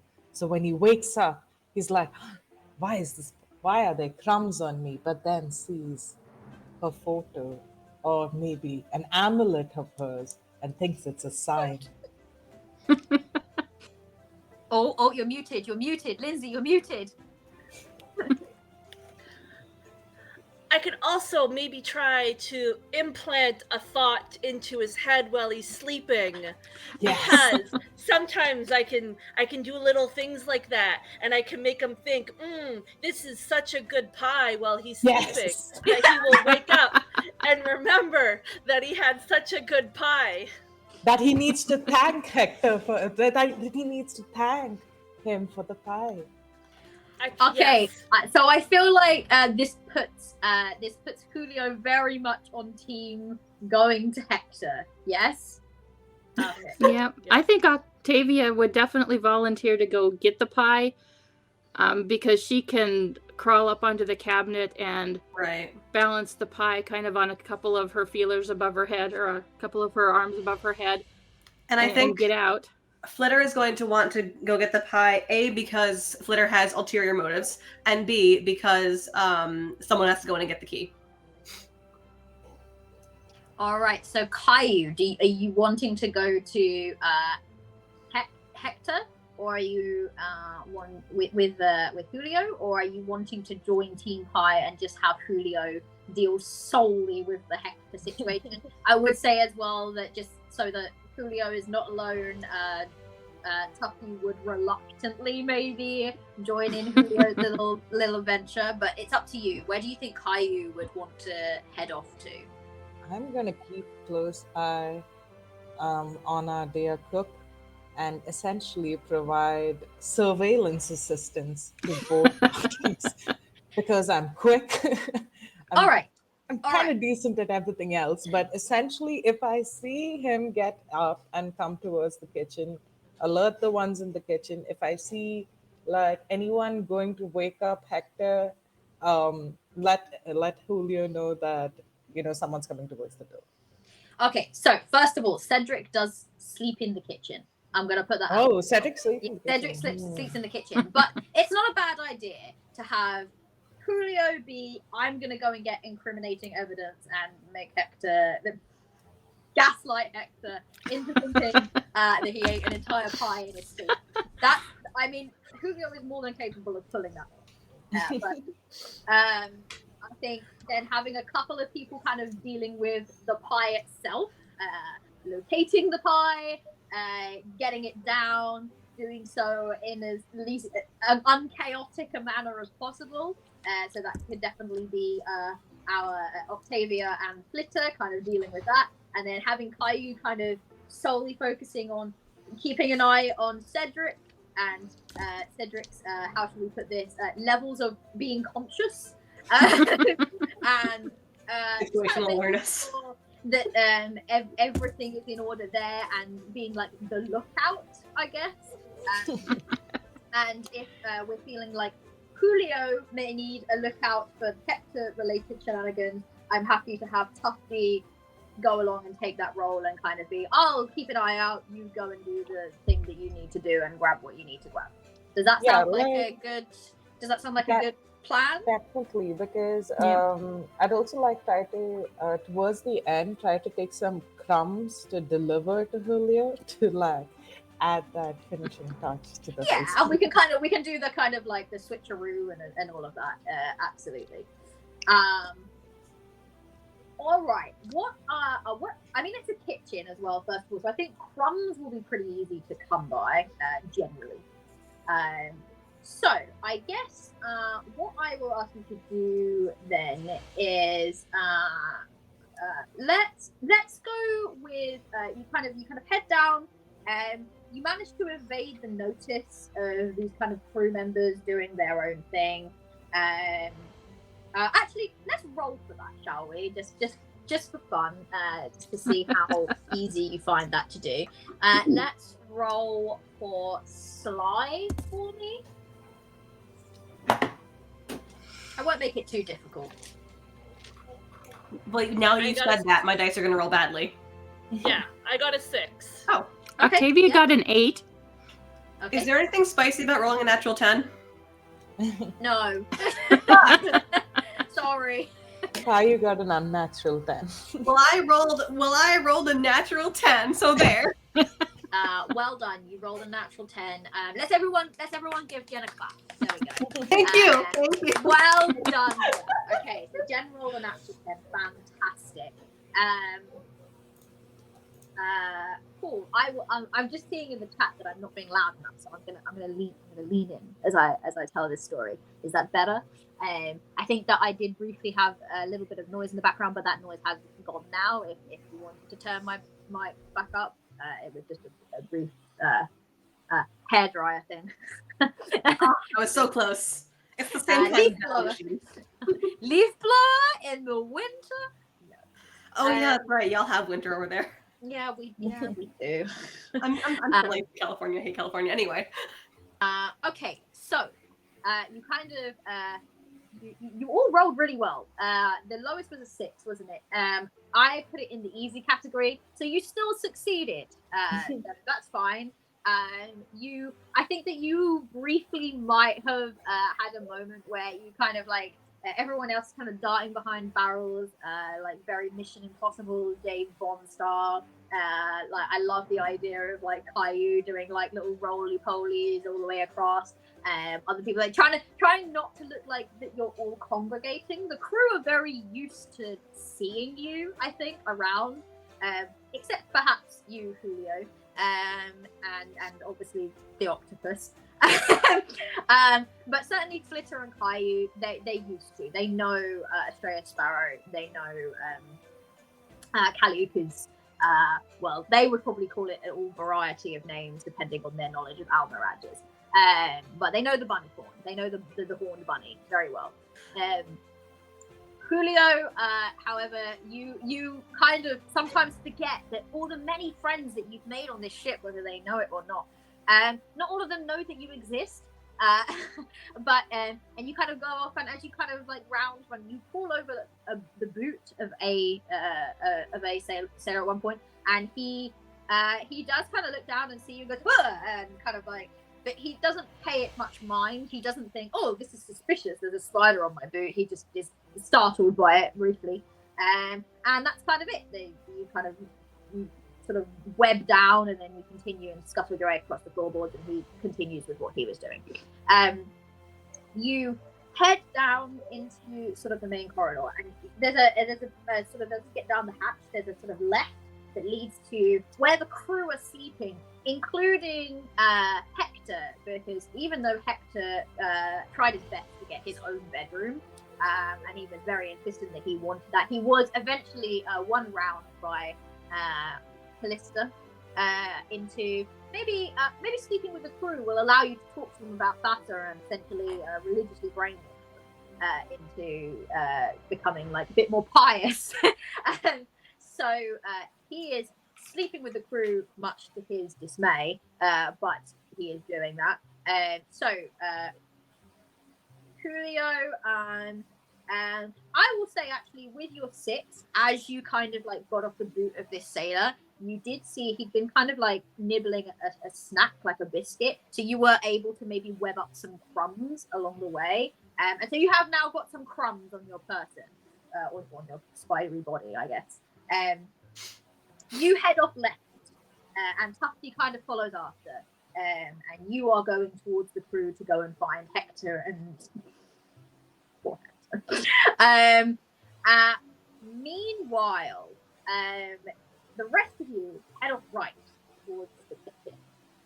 Now, there is only one of the 3 of you can get into this hole that Tufty will have like shown you where this small hole is. And that is just about our lovely little sparrow Flitter to get in there. So you could attempt to go in there, have a hunt around for the key, but obviously time is quite short. You may have another way of getting in there that kind of involves maybe a rabbit hole, but that obviously will, I think that was briefly discussed, but that will obviously cause that will turn that small hole into a larger hole leading into the kitchen, which could attract attention. It might not, depending on kind of the placement of it and everything like that. So Yeah, I think I'm gonna try and go down the hole. Tiny one. okay, so you're gonna head in. So as you walk into the kitchen, which was hop in, I guess, kind of fluff your way out, shake your feathers out a little bit, and look around. The kitchen is, I think the most apt description is probably organized chaos. It is a very busy kitchen. There's a lot going on, lots of different things, but it is tidy, actually, and quite hygienic. Everything looks pretty clean. You can absolutely see that even if you were to unleash an entire flock of seagulls in here, Cedric would notice, yes. The feathers and the poop and all of that would be very noticeable in the kitchen. It's also quite colourful, which you weren't expecting. The rest of the ship is very like drab. It's like very like brown floorboards, quite boring. Apart from those sort of gorgeous purple sails that are kind of like adorn the masts. Everything in here, however, is colour. There are sort of like beautiful scraps of cloth and various like materials and stuff sort of hanging down as drapes and sort of tied up in various areas to make it look pretty. There is like you can see like strokes of paint in random areas. Like it's not like in any way a neat job.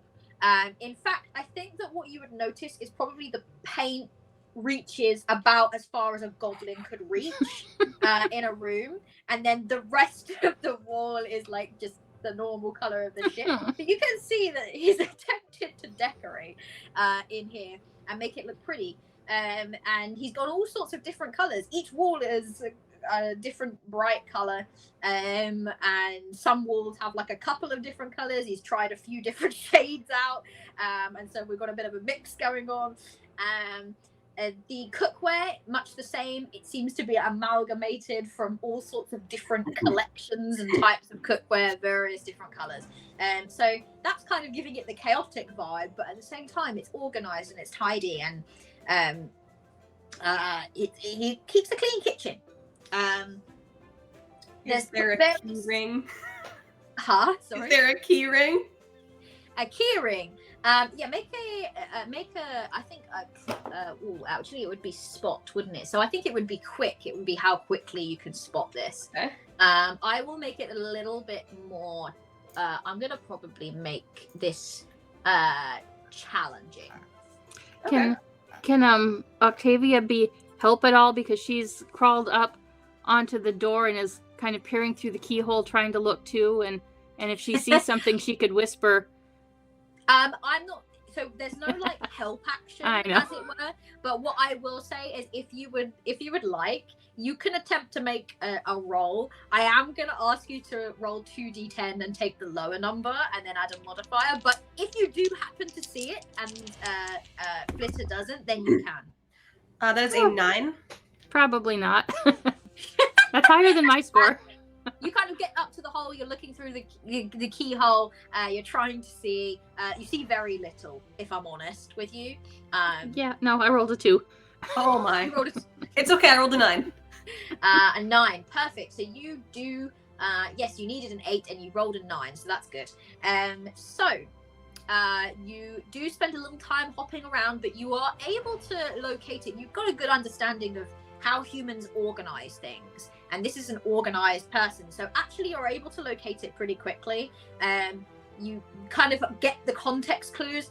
Cedric can't reach very high, so needs to store the key somewhere that is not too high up. It is next to what looks like a cupboard, but there's no door. And inside this cupboard, or this sort of nook, I should say, is Cedric. He is asleep. He is kind of bundled up in these like very brightly colored blankets. There's bright cushions around him. The one thing that you would notice, because you did score quite well with spot there, is there's a sort of drawing. There's a few drawings, actually. Some of them not very good. But there's this one that is actually sticks out because it's exceptional. It's really, really good. It is what looks to be like it is of Cedric. And then there are 2 figures beside Cedric. Like they've all got their arms around each other. One is very goblin-esque, but a little bit hairier. You would probably be able to roll clever for me to see if you can identify this. Okay. 4. 4. Yeah, I don't think that you know what these creatures are. You could probably tap into maybe Estrella's expertise if you wanted to, because I know that's one of your abilities, and you might be able to look at that from that. But if not, you would see like sort of basically it looks a bit like Cedric, but much taller, sort of longer arms and hairier. And then there's one that is even bigger, quite large, has quite large tusks, and is quite buff, shall we say, compared to teeny tiny little Cedric. But they've all got their arms around each other. They all look happy. And that one is drawn very, very well compared to the others that look like they might be Cedric's drawings. There's varying in talent and skill there, but yeah, So they probably look multiple artists? drawings. Either multiple artists or a developing style. A developing style, but this one looks like it was drawn by someone else, not the same as the rest of them. Family portrait. That's adorable. That's adorable. Well, you don't know the context, obviously, but they at least seem to be, they seem to be close, Cedric and these 2 other figures. But yes, so you kind of look there. In order to get this key, you will have to make a sly check for me, in the hopes that you will not wake Cedric, because it is hanging on a hook that is right next to Cedric. Yes, it is. Okay.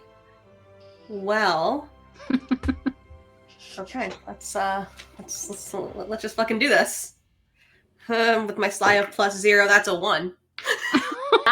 That's a 1. Okay. So you head on over,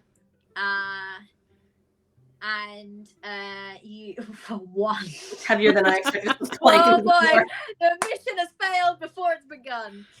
You head on over. You hop over, and you're pretty good. Right up until you get just mere inches from the key, and you're about to put your beak on it, and a little clock chimes, and a little cuckoo comes out. And you are frightened by this, so it causes you to kind of like cheep in dismay, and you're right next to Cedric. In the process of this, Cedric, he does briefly wake up. He sort of briefly looks at you, and then just kind of goes, birdie, and then kind of falls back asleep again. So he hasn't woken. Okay, but you do take 1 stress from that experience. It was a stressful experience, I gotta say. If you roll a 1 again, you will what's the word for it? You will like break, basically. Yes. You will have a break, and someone will have to calm you down. Right. But yeah, for now, Cedric is still sleeping. But he did briefly see a bird. He could have been dreaming though, and he's kind of gone back to sleep again. He's clearly not quite ready to wake up yet. But you have the key. Excellent. I will take advantage of the fact that he seems to either think he's dreaming or just gone back to sleep or something, or just, a little bit out of it. I'm going to take the chance to try and get that key over to the door so I can unlock it. Am I able to get it into the lock? Ooh, let's go with a clever roll for this, because it's understanding how to unlock doors, I suppose. 9. 9. Yeah, you achieve it pretty easily. You have seen Estrella unlock a door many, many times. And you are able to kind of maneuver yourself. You kind of take a moment, recollect yourself. I keep looking back over at Cedric while I'm opening the door. I'm just like... and you fly on over, you insert the key, you unlock the door, and it opens slightly, allowing the rest of your friends to come and join you. We shall quickly move over to Julio and see how Julio is getting on. So you were taken, and Tufty's kind of like coming up behind you and goes, right, what's the plan? You muted. Yeah, I'm bad. I'm sorry. It's okay. No, don't worry. No. All right. Plan is we are going to get to the room. We're going to get inside of the room. Don't know if door's locked. Probably not locked. We'll find out. We'll get there when we get there. Go inside. Get to Hector. Sprinkle. I got crumbs. So Julio's going to like hold up his little like web sack that has some crumbs like attached to it. We're going to sprinkle the evidence. We are going to whisper into his mind that he has eaten this pie, and this pie was the most delicious pie that he has ever had, and he has to definitely go, thank the cook for it and ask the cook to make him another one. And we will pull, we'll try and grab some like hairs and like some sparkles off of his gaudy outfit, and we will bring that evidence to the kitchens, and we plant the evidence. Perfect. So as Tufty is listening to this plan at first, Tufty's like, yeah. Then you start going into like, I think that Tufty's so enamored by your energy that just can't help but just high five your little like spider thing, and then just kind of looks looks like, oh. And it's just yeah. Then when you start getting into the like, we're gonna talk into their mind, and we're gonna say that it's like, you're losing me a little bit. I can't. You can do that. All right. It's fine. Don't worry about it. Not a you problem.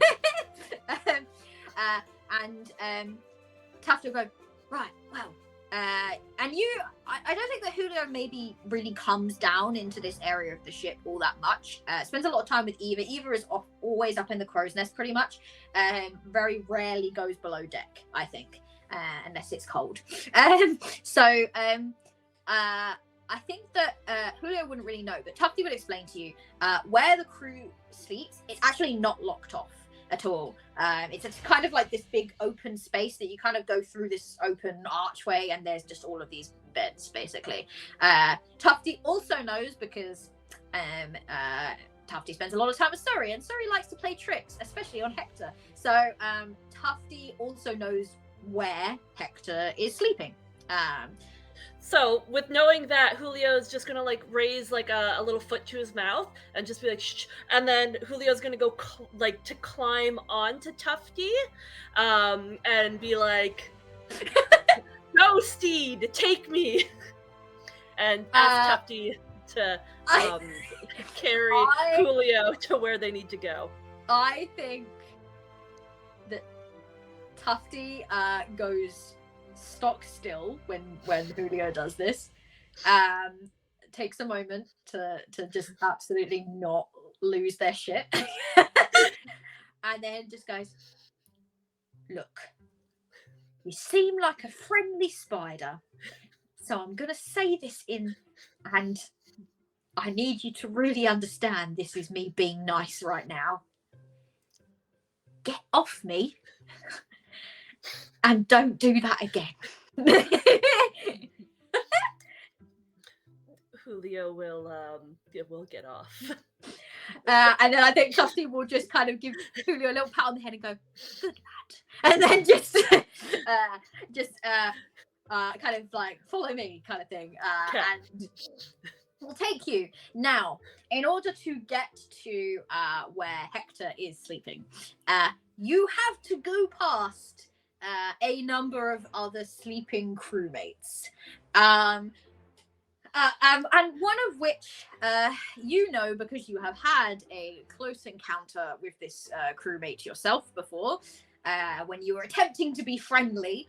One of these crewmates is exceptionally me, and by me I mean arachnophobic. So if that crewmate were to wake up, it could end in absolute disaster. So I would like you to make a slide check as you attempt to get over to Hector without causing any kind of shenanigans. So that is an 8. An 8, that's pretty good. And Tufty obviously kind of like follows alongside you. Tufty's very used to sneaking around. You definitely get this vibe. Actually, considering that you've never seen Tufty before up until this point, you've been on the ship for quite a while now. Tufty is pretty damn good at this. The color of the fur does match very well with the floorboards. It just happens to be that way, but clearly can blend in with wood quite well. A tree-dwelling creature, as it were. So you kind of move your way along. You are particularly sneaky as you go past this, and they kind of stir slightly in their sleep, and you stop and kind of dart under like a sort of behind like a jug of water that they have next to them, just so that if they do wake up, they don't see you, and they kind of like. And then they just continue to sleep, and onwards you go, and you make it to Hector, which is great. So you have arrived at Hector. You have the crumbs, and I would like you to describe for me how you what exactly it is that you say, and because you're going to use your power now, and you'll have to cross that out to say that you've used it up.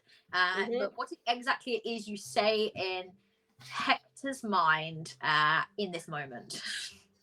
So as I climb up onto Hector, and I'm going to plant the crumbs sort of onto like around his collar, his lapel, maybe into his hair a little bit. And as I'm doing that, I am going to implant that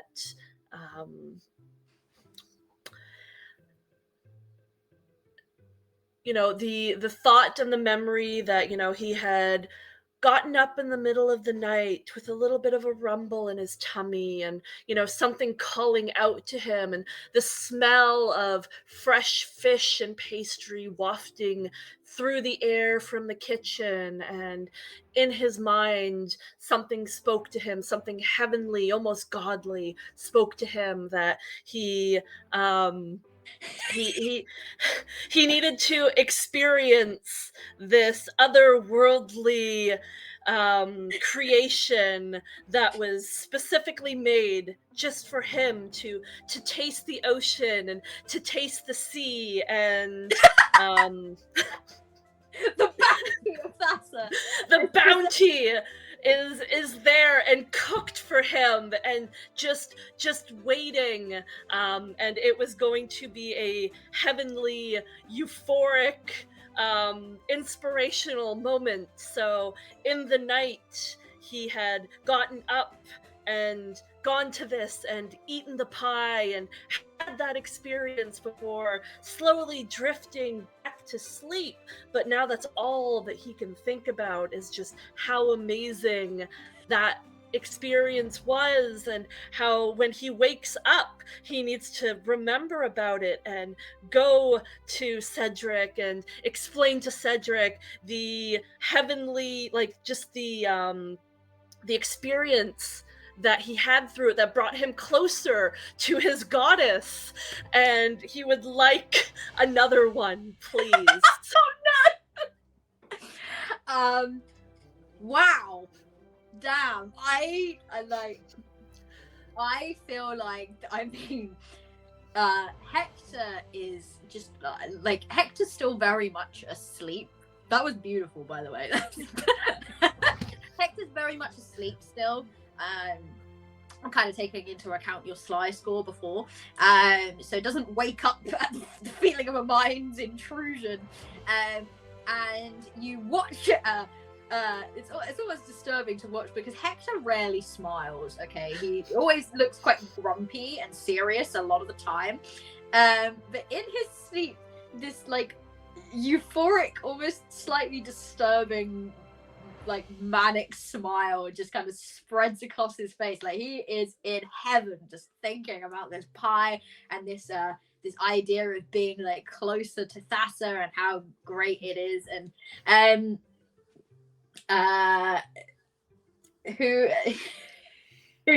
oh no, I've just seen the chat. You kind of put this and you can see from Hector's very clear expression, he heard you loud and clear. It seems to have worked. He seems to have very much kidded himself into thinking that he has experienced this pie.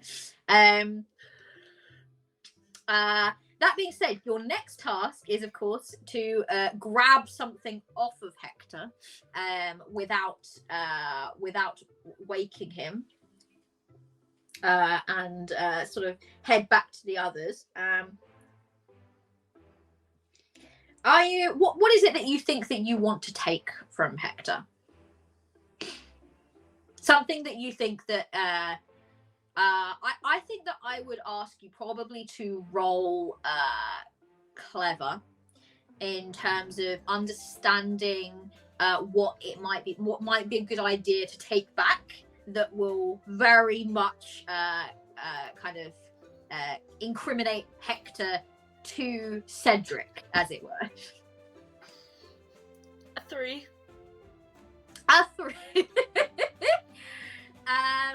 All right. Okay. So for 3, I didn't put it as a particularly challenging, but I did put it as a 4. So what I'm gonna do, I'm gonna say that you take you first of all you take 1 stress for failing your roll. So your stress is at 1. So if you roll a 1 now, you break essentially. Yep. As for what you end up taking, I think the way that comes across is you kind of get here and you've been so enamored with the plan and you were talking about it and I think that you were very heavily caught up on the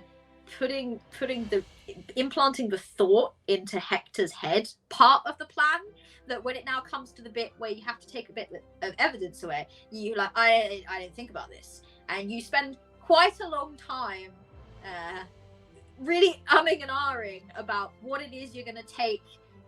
You consider going, and I think that you half chew through a lot of things, if I'm perfectly honest. Like, you got to go up to like a bit of beard and you start to chew a little bit of that, and then no, that's not going to work, and then you kind of head down and you start to chew through a little bit of the thread, and you're like, no, the thread's too small, I need something bigger, and you're kind of going through all of these things. In the end, I will say that you settle for a button. It is from Hector's cloak.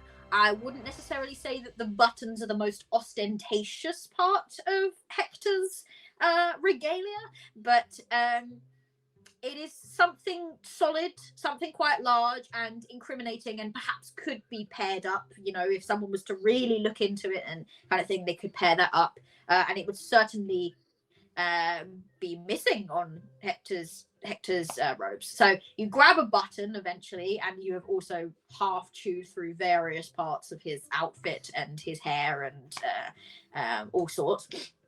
And you head back. We're now going to re-enter the kitchen, and the door has just opened. So Kayu and Octavia, you are now able to enter the kitchen quietly, I presume. You're gonna try. Flitter's just like, he woke up for a second. Kai like lifts her nose in the air and sniffs. Is there a smell of baked goodies around? Oh my god, the little nose twitch. A smell of baked goodies. So what you are trying to do, I suppose, is see if you can spot or understand where the baked goodies are. That comes under quick. So if you could please. That is a 9 total. Oh, 9, yeah. 7 You plus. guys are rolling quite well, you know. Except for that 1-1, but you know. So, yes, you are able to, because obviously your main role was to keep an eye on Cedric, which is a very good idea, but you are able to follow the scent trail, and you kind of point out to Flitter and to Octavia. There is a cupboard. It is on the side of the kitchen that is away from Cedric, so it's on the other side. And you can smell, this is kind of like an enchanted sort of chill cupboard, as it were. And you can smell a delicious pastry, flaky, fishy smell sort of emanating from that area. It does require dexterity to open the door, but it's something that Octavia's tentacles should be able to handle quite easily.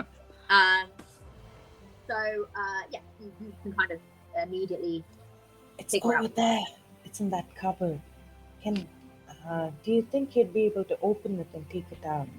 Don't worry. If you make any sound, I'll trick Cedric into thinking it's something else. Okay, I think we're good at that, right? yeah, I think I should be able to get into it. I mean, I've got lots of arms, so I think I can get in there. And Are you good at opening locks? Do you enjoy opening locks? Because I have a friend that very much enjoys opening locks. She's not the best at it, but she could sure do with some help. yeah, I mean, I don't know that I've ever tried to open a lock, but you know, I've opened up like clamshells. That's really easy. I could probably open up a lock. Oh my god, you killed Cat. Yeah. I don't actually know what octopuses eat, but you know. I've opened a clamshell. I mean, the key's still in the lock. You can just turn it a couple times and see how it feels. You know, that sounds like a really good idea, but I'm a little nervous with that goblin sleeping over there. I think maybe we should stick to the mission. Yeah. Okay. But I would like to meet your friend sometime. She sounds wonderful. Oh, she'd love to meet you. So how about it, Octavia? She's sleeping with my person. Yeah. Like not sleeping with, but like they're sleeping in the same room. You know what I mean. As you're having this conversation, can you please both roll for me? I'm gonna say that at this point, our beloved Sparrow Flitter kind of understands stealth, but you are at this point beginning to start to pitch Callista to Octavia. So how quiet are you in this conversation? Please both roll for me. Sly. Sly. Oh, that's a 5 total. 5. Okay. What did you get, Julie? I got a 4.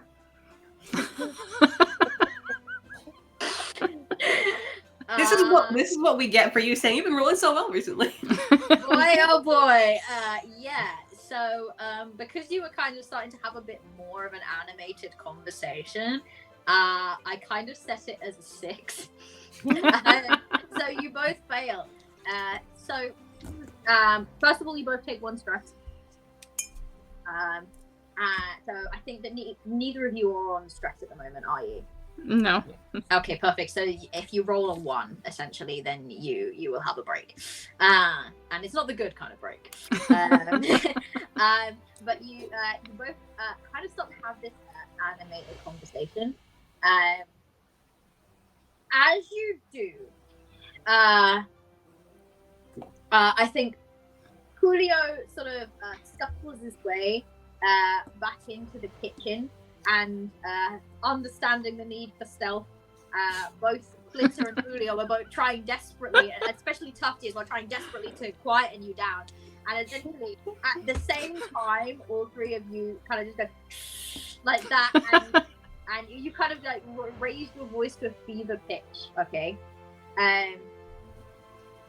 Cedric does a little like grumble in his sleep. You kind of go like that because he hasn't woken, and then his eyes kind of like shoot open. And Cedric is awake. Now he hasn't noticed you. He's not looked at you yet. He's kind of just had that early morning of like, I'm awake, and he's just kind of like Can I Yes. Can I immediately is there any light in Cedric's room for him to think that it's like daytime? Yeah, so the sun is actually just coming up in the window. Are you about to suggest to me that you're going to try to lower the light in the room? I was just gonna kind of like fill the room with darkness. Yes. Like he's a fucking bird who's going to sleep. Yeah, you know. Go on, Julio. Can I use my my time stop ability? Oh. Do you know what? I've totally forgotten I'd given you that. And I was like, I literally had this moment where I was like, I've woken Cedric up. The only thing that can stop, but the only thing that can work now is if they have some way of stopping time. Okay. Yes, I feel like we can do some things in conjunction with each other here. Yep. So he's woken up. He's kind of just starting to come to. And you essentially at this point know, now that you're all aware that he's awake, you need to get the pie. You know where it is. I think while you were having this conversation, I will say that you managed to kind of open up the door, and the pie is in front of you, basically. You need to get the pie, and you need to leave quickly. And Julio needs to plant Julio's evidence, essentially, in a matter of very short amount of time. Is there anything anyone else? You've taken the stress, so that's kind of that taken. Is there anything anyone else would like to do to contribute in this kind of moment of panic? what are we gonna do? How do we make this happen quickly?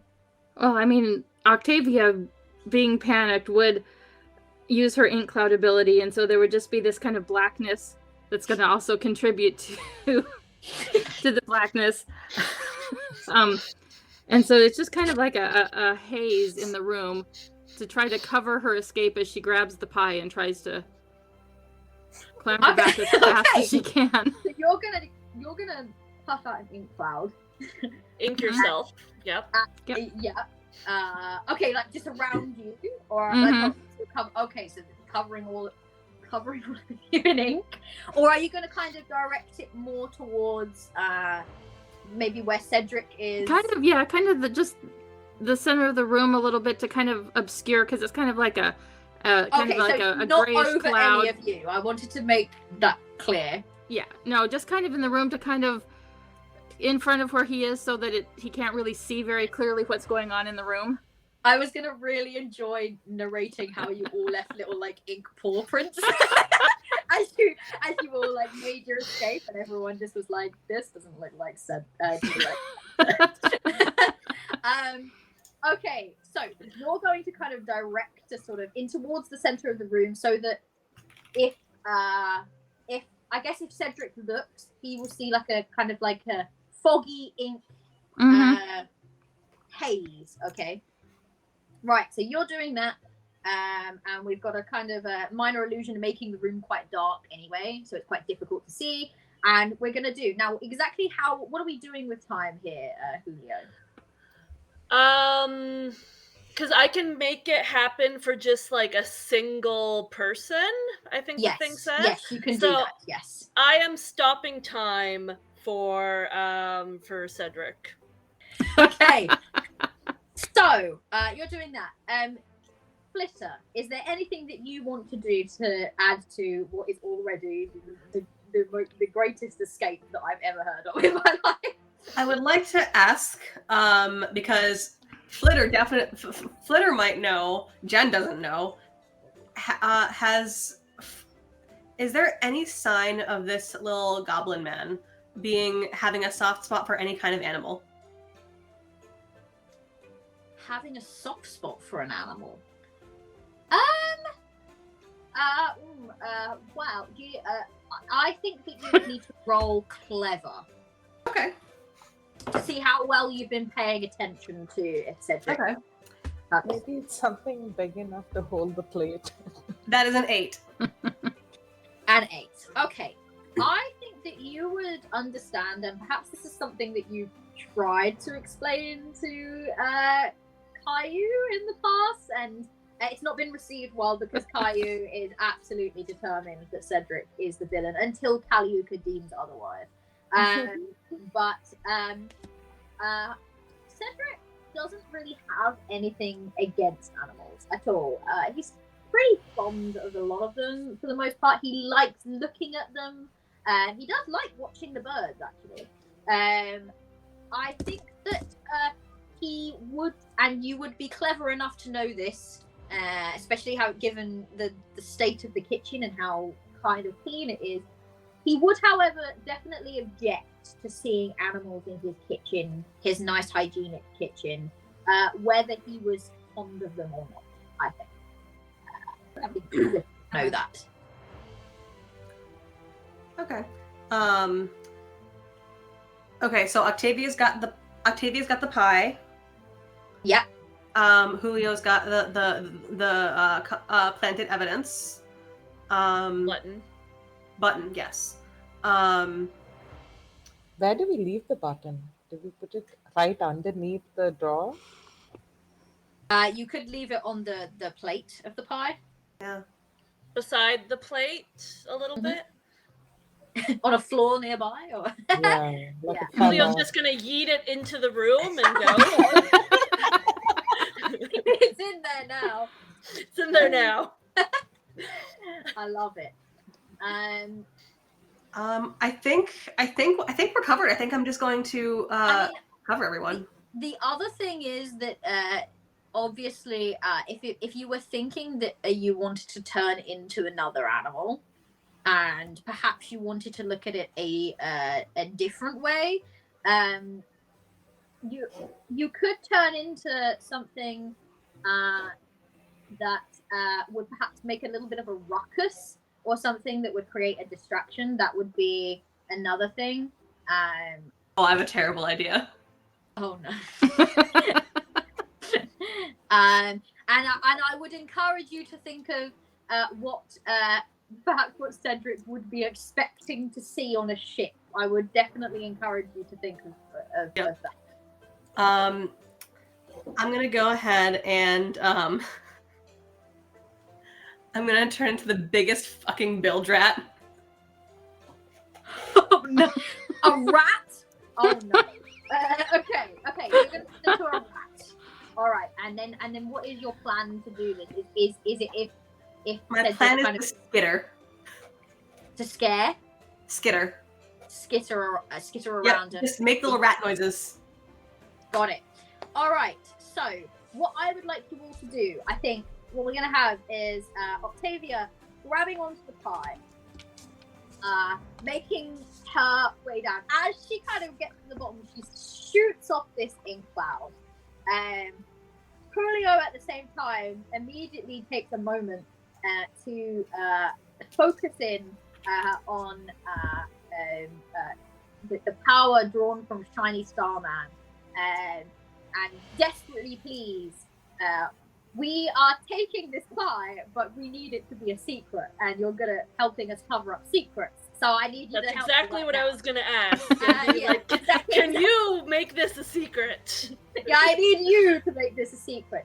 And Shiny Starman complies. So in that instant, you kind of just watch as Cedric kind of stretches, and then is just like that for a second, and completely frozen. That's not going to last long. You understand that, but that's going to last maybe long enough for you and the pie to kind of make its way out. So you and the pie are covered. Kayu, at the same time, you kind of dimmed all the lights in here, and it's darkness. There's this weird now, like, within the darkness, this weird, like, it's almost nightmarish. It's kind of like shifting, shifting, like, inky blackness within the darkness. Okay, so I'm gonna say that all of you escape. All right. And I just want to make it really clear of what poor Cedric sees as you're all like making your way out. Mhm. Cedric wakes up. Suddenly the room goes black. Okay, and as he's about to move to kind of figure out what just happened to the light in the window, he finds himself unable to move. He's like paralyzed, restrained, and he's just sort of waiting there in anticipation for something. The darkness around Sleep paralysis demon. and shift and move into this horrible, like, foggy, almost, and it's terrifying. It's horrifying. Has the darkness come to life? Has it come to kill him? And just as he's about to try to let out this awful, like, scream, he hears this horrifying, squeaking, skittering, and you know, if there's one animal that he doesn't want to see in his kitchen, it's a rat. Okay, and he kind of, like, just about as the effect kind of dies off, and you're all out, leaving only Flitter inside. He looks across and is able to move again. It's okay, Siri, it's fine. And he sees. That's right. He sees this huge rat just, like, making its way round and out the door. I swear the rat winks at him. Yeah, and I'm pretty sure that, like, Cedric thinks that he's just had the darkest omen of his entire life. Like, he's like, the gods, I might be about to perish soon. Like, it's the most terrifying he's ever been. Since we're here, I'm going to add in a little zap. Oh, okay. So this rat just kind of appears out of this shifting darkness and gives him a little, like, static shock, and it's enough to kind of get him screeching, and then skitters out the door. With and- the button just sitting there as well. Yes. As the effect wears off. Now I'm going to go ahead and just play a little creatively here and say Shiny Starman did need this to be a secret. This was part of the deal, so has cleared up the ink for you, okay? So that there's no remnants. So this shifting darkness is gone. The dark kind of lifts because Kayu runs out, and the effect kind of dissipates moments later. The rat is gone, and he's able to move again. And he has this moment where he is just trying to figure out: is this a dream? Is this a nightmare? Am I awake? And he's kind of like trying to figure that out. So you have all Gaslit both of them. got away with it. Okay. We'll cut back to you. You emerge on the deck. You as people are kind of starting to wake up now, so you're just about in time. And Greg the Gull meets you. Him and the flock kind of descend upon this pie and take it away. And the remnants of the flock kind of move in and they deliver Tufty's remaining sort of pile of salt moss. And Tufty is very, very, very happy. I'm gonna kind of like round up here now. Because we're kind of at the end of our adventure. Oh no, I have managed to get my. Uh-oh. Oh, okay. Yep. Okay, we'll give her a sec. That's one way to end the adventure. That is indeed one way to end the adventure. Yep. Poor Cedric. There she is. Hang on. You are not on.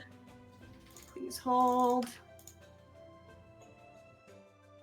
Accidentally activate my iPad as a second screen, and now my cursor will not go back to the laptop, and I don't know how to do this.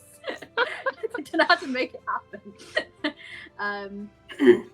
So I can't like do anything on my laptop. Oh dear. Like genuinely, I can't do anything right now. Oh dear. Yeah, I know. Well, you can turn off the iPad. Is that what I have to do? How do I No, get- I'm sure there's another way. I just don't know it. How do I get the cursor to go back? Help me out, Jahin. Try dragging it back to the side of the iPad. Yeah, that's what I did. That's what I'm doing. Take it back through. Here we go. Oh no, it came back. Oh no, what have I done?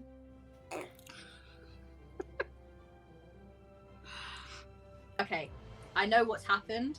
It's because it thinks the iPad is the other side of my computer. All right. Anyway, back we go. Some minor technical gremlins there. I managed to like quit the app accidentally. I'm sure that was really fun for Jen. I guess did you have to rearrange everything? Not at all. Video was actually very friendly with that. That was exciting. That was kind of I just had a moment there. Where And God disappeared. I knew what it was like to be Cedric in that moment, just for a moment there.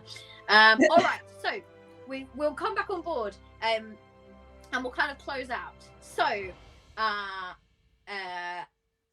Flitter, on the way to returning to Australia, you catch sight of this kind of like small like sort of scrap of wood embedded into the boards of the ship, and you swoop in to get it before returning to the room in which Estrella and her friend Callista sleep.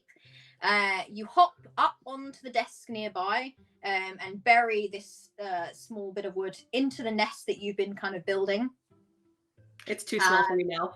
Well, actually, it's a nest that you've been kind of building around this egg. I like to think that you've been trying to help because you don't want to appear jealous and you don't want to appear troubled by this rather large egg that seems to have appeared in Estrella's room and is definitely not going to take your place at all. Like you don't feel threatened at all. So you are kind of trying to show that you're helpful and that you can be useful. So you kind of add to this nest that's been building around, because nests are good at hatching eggs, right? And that's what Estrella wants. 100%. So you bury it in, as you do, you kind of settle in, you take one last glance around the room, and you watch as Estrella kind of stirs in her sleep. She's just starting to wake up, and she kind of grips at this like small glass orb that's in her hand. She grips it a little bit tighter. It's the one that you know lets her communicate with, like, you're pretty sure his name is Cassian, but it might be Pompous Prick, or it might be General Arsehole. You're not entirely 100% sure. But whatever his name is, you kind of miss having him around, because he used to feed you seeds sometimes when Estrella wasn't watching. And it isn't too long before Estrella and Callista, because I somehow remembered like the room arrangements for some reason. They were both sleeping in the same room, so they kind of awaken. They hurriedly kind of dress, give your head a little scritch, and you weren't a rat when I went to sleep. Oh yes, you were a rat, weren't you? Well, that kind of changes things. Actually, I forgot that you were a rat. So you kind of like settle into this nest, and I think that I'd like to think that Estrella kind of like walks over, goes to give your head a scratch, and then kind of stops and looks at you and it's just like she knows it's me, but also like what happened here? And for a little rat shrug. She definitely takes like a little moment to try to figure out. She's definitely having this moment where she's like, did my magic go wrong in the night? Did something happen? Did I do this? Is this familiar somehow escaping like my magical control and is able to do stuff on its own now? Okay, right. Deal with that later. She kind of like turns you back into a sparrow, and off she pops, as it were, upstairs with Callista. Meanwhile, Kayu, you too return to Kalyuka. You are quite shocked, actually. She's woken up from her very deep sleep. She's buried deep in like a pile of like clothes and the chest that's in the nearby. Things are scattered everywhere. She's calling your name in an absolute panic. And the moment that she notices you, I like to think that while she's doing that, you hop up on the bed as if you were there the whole time. And turns round and she begins to chastise you for kind of going missing. She had no idea where you were. Anything could have happened. What if Cedric had eaten you? Now probably isn't the best time to tell her how close that came to being a reality.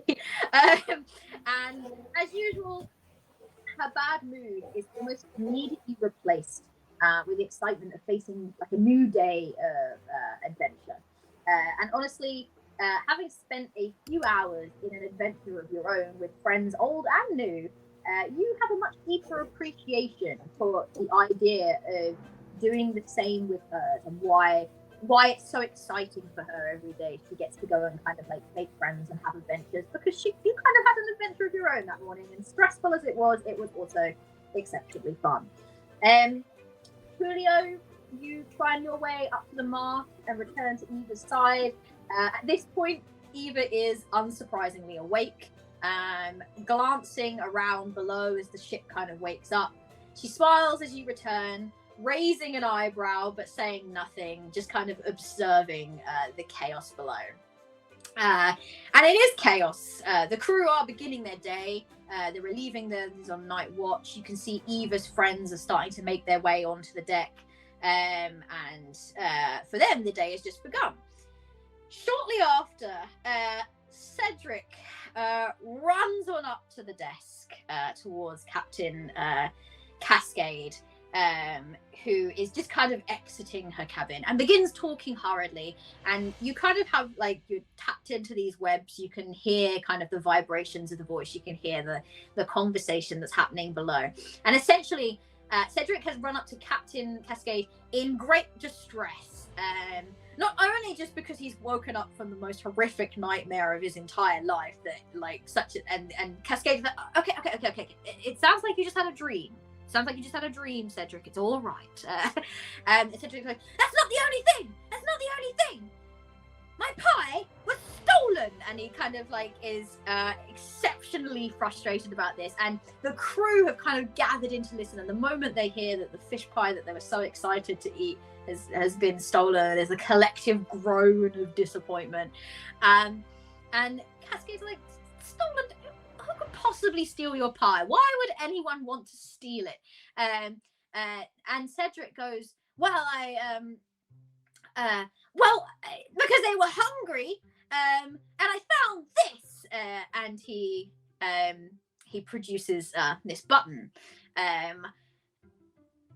The crew let out a collective gasp, and because it's all a mystery and it's all amazing, and everyone goes, and everyone's kind of trying to analyze who could this button belong to. They're all suspecting each other. Accusations are being thrown around. Suri exits the boat, and everyone immediately looks at Suri, and she's like, "Whoa, what? Hey, what are you looking at?" And then, did you steal the pie? What fucking pie? And they kind of just talk about this. And then up on board strolls Hector, having a morning stretch. Oh, morning, everyone. How are we all doing today? And they all kind of go, oh, Hector, thank God you're here. And he goes, oh, yes, Cedric, I've been meaning to find you. I looked for you in the kitchen. You weren't there. I just wanted to tell you how wonderful that pie was.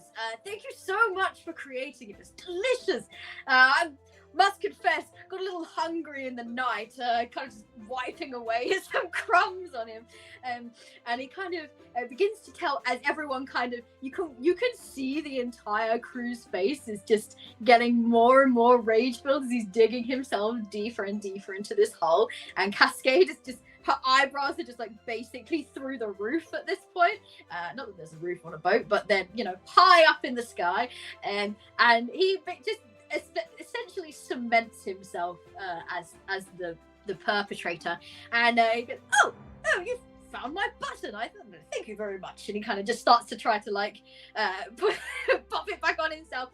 And Cascade's like, I think that clears that up then, doesn't it? And they begin to argue. Chaos ensues as like this huge arguments, and everyone starts to yell at Hector once more. Poor Hector.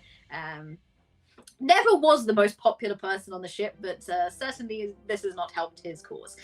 As that happens, Eva kind of frowns at what's happening down below and looks up at this flock of very excited seagulls that seem to be munching on something quite delicious. Casts a suspicious gaze in your direction, Julio, but says nothing as you kind of curl up in her cloak and begins to climb down the mast to enjoy her friends, acting none the wiser, because Eva is also very good at keeping secrets. No snitch. Eva ain't no snitch. Octavia, that brings us to you. You take a moment and you think on what Kayu said about maybe meeting this kind of friend. So you take a moment to watch the chaos unfurl as you kind of disappear behind these barrels to hide. And I'm sure this time you actually, now that you're a little bit less stressed about it, managed to kind of camouflage yourself to look exactly like the barrels, so you are not seen by the others. And you smile to yourself because this has been quite the adventure, and you've made new friends. But now that it's over, you can't help but feel again that pang of loneliness and confusion. Mother told you to board this boat. Was a short adventure all she really had planned. And as you watch everyone come onto the deck of the ship, you watch a young Triton woman walk on board. She's got sort of like this blue sort of pearlescent skin.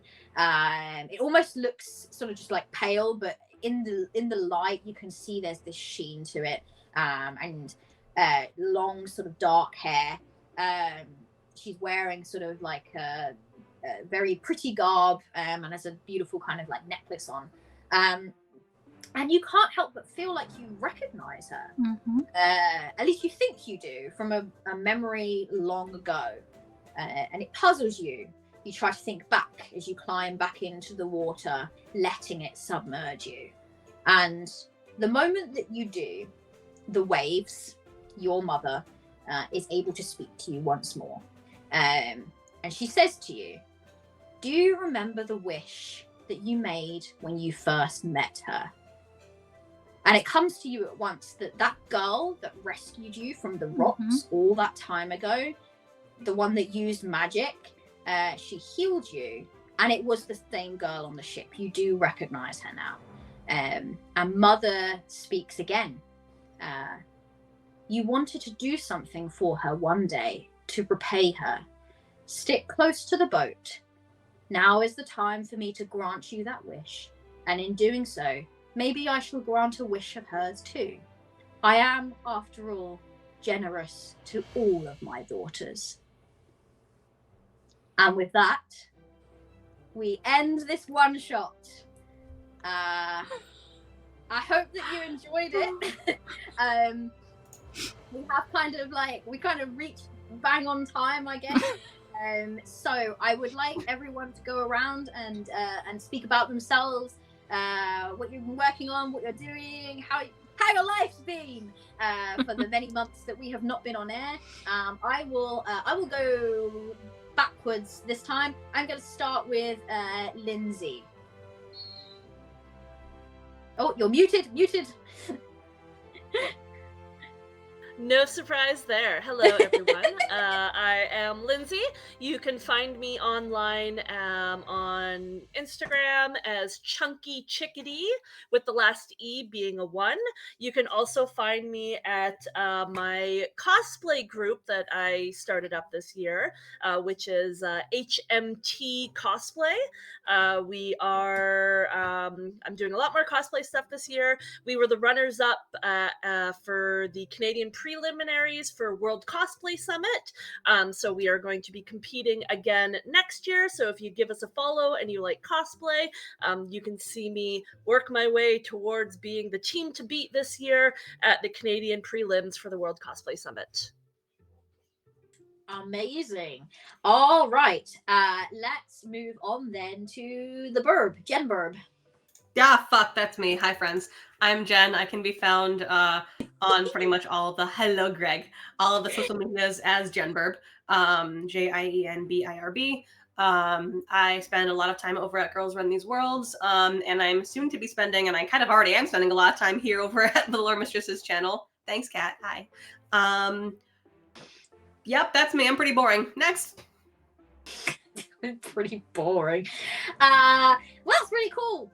I don't think it's boring at all. Let's go then to Kumi.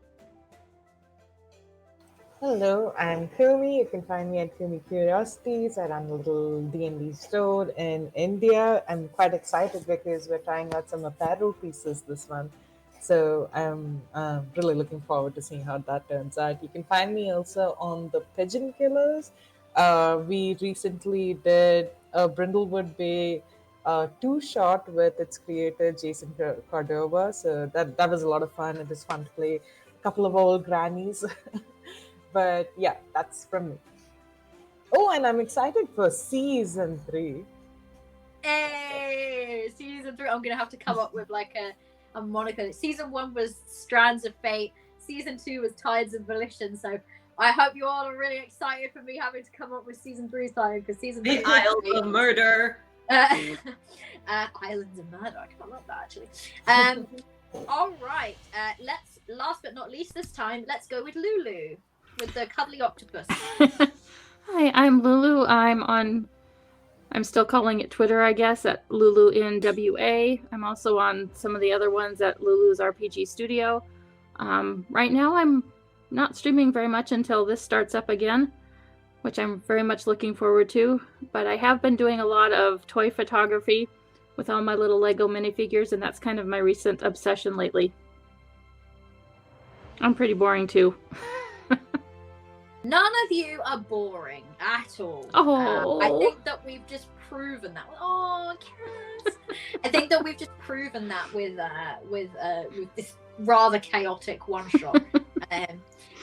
All right, I guess that leaves me. Hey everyone, I'm Kat, otherwise known as the Lore Mistress. You can find me on pretty much all social media as Lore Mistress 93. I'm on Twitter. I am still calling it Twitter. I'm on Twitter. I'm on Threads. I'm on Blue Sky. I've just put my fingers in all of the pies, and we'll see what comes up. Pies, get it? Because it was a one shot about pies. Anyway, So that's where you can find me. I'm also streaming obviously here at this channel, The Lore Mistress. I stream a lot of one-shots at the moment, like this one. My next one-shot that I will be streaming on this channel will be tomorrow night, because I've really made myself quite busy. I will be streaming a game of To Serve Her Wintry Hunger by Cavalry Games, which, by the way, is an exceptional game. It's very dark fairy tale, lots of winter queen, white witch, like snowy vibes. So if that sounds like your jam, then please tune in. That will be at 8:30 p.m. UK time. But you can find the details on my social media. I always make little adverts that have times in lots of different time zones. Equally, I also sometimes stream solo games and kind of do like little hangout streams. So please, if you have enjoyed this, I would love for you to give me a follow, and then you know when I next go live, and you will be notified. And that like nodding, Greg. I love that. Greg says, "Go follow the Lore Mistress." I'm never doing that again. I hated that. Anyway, what else am I doing?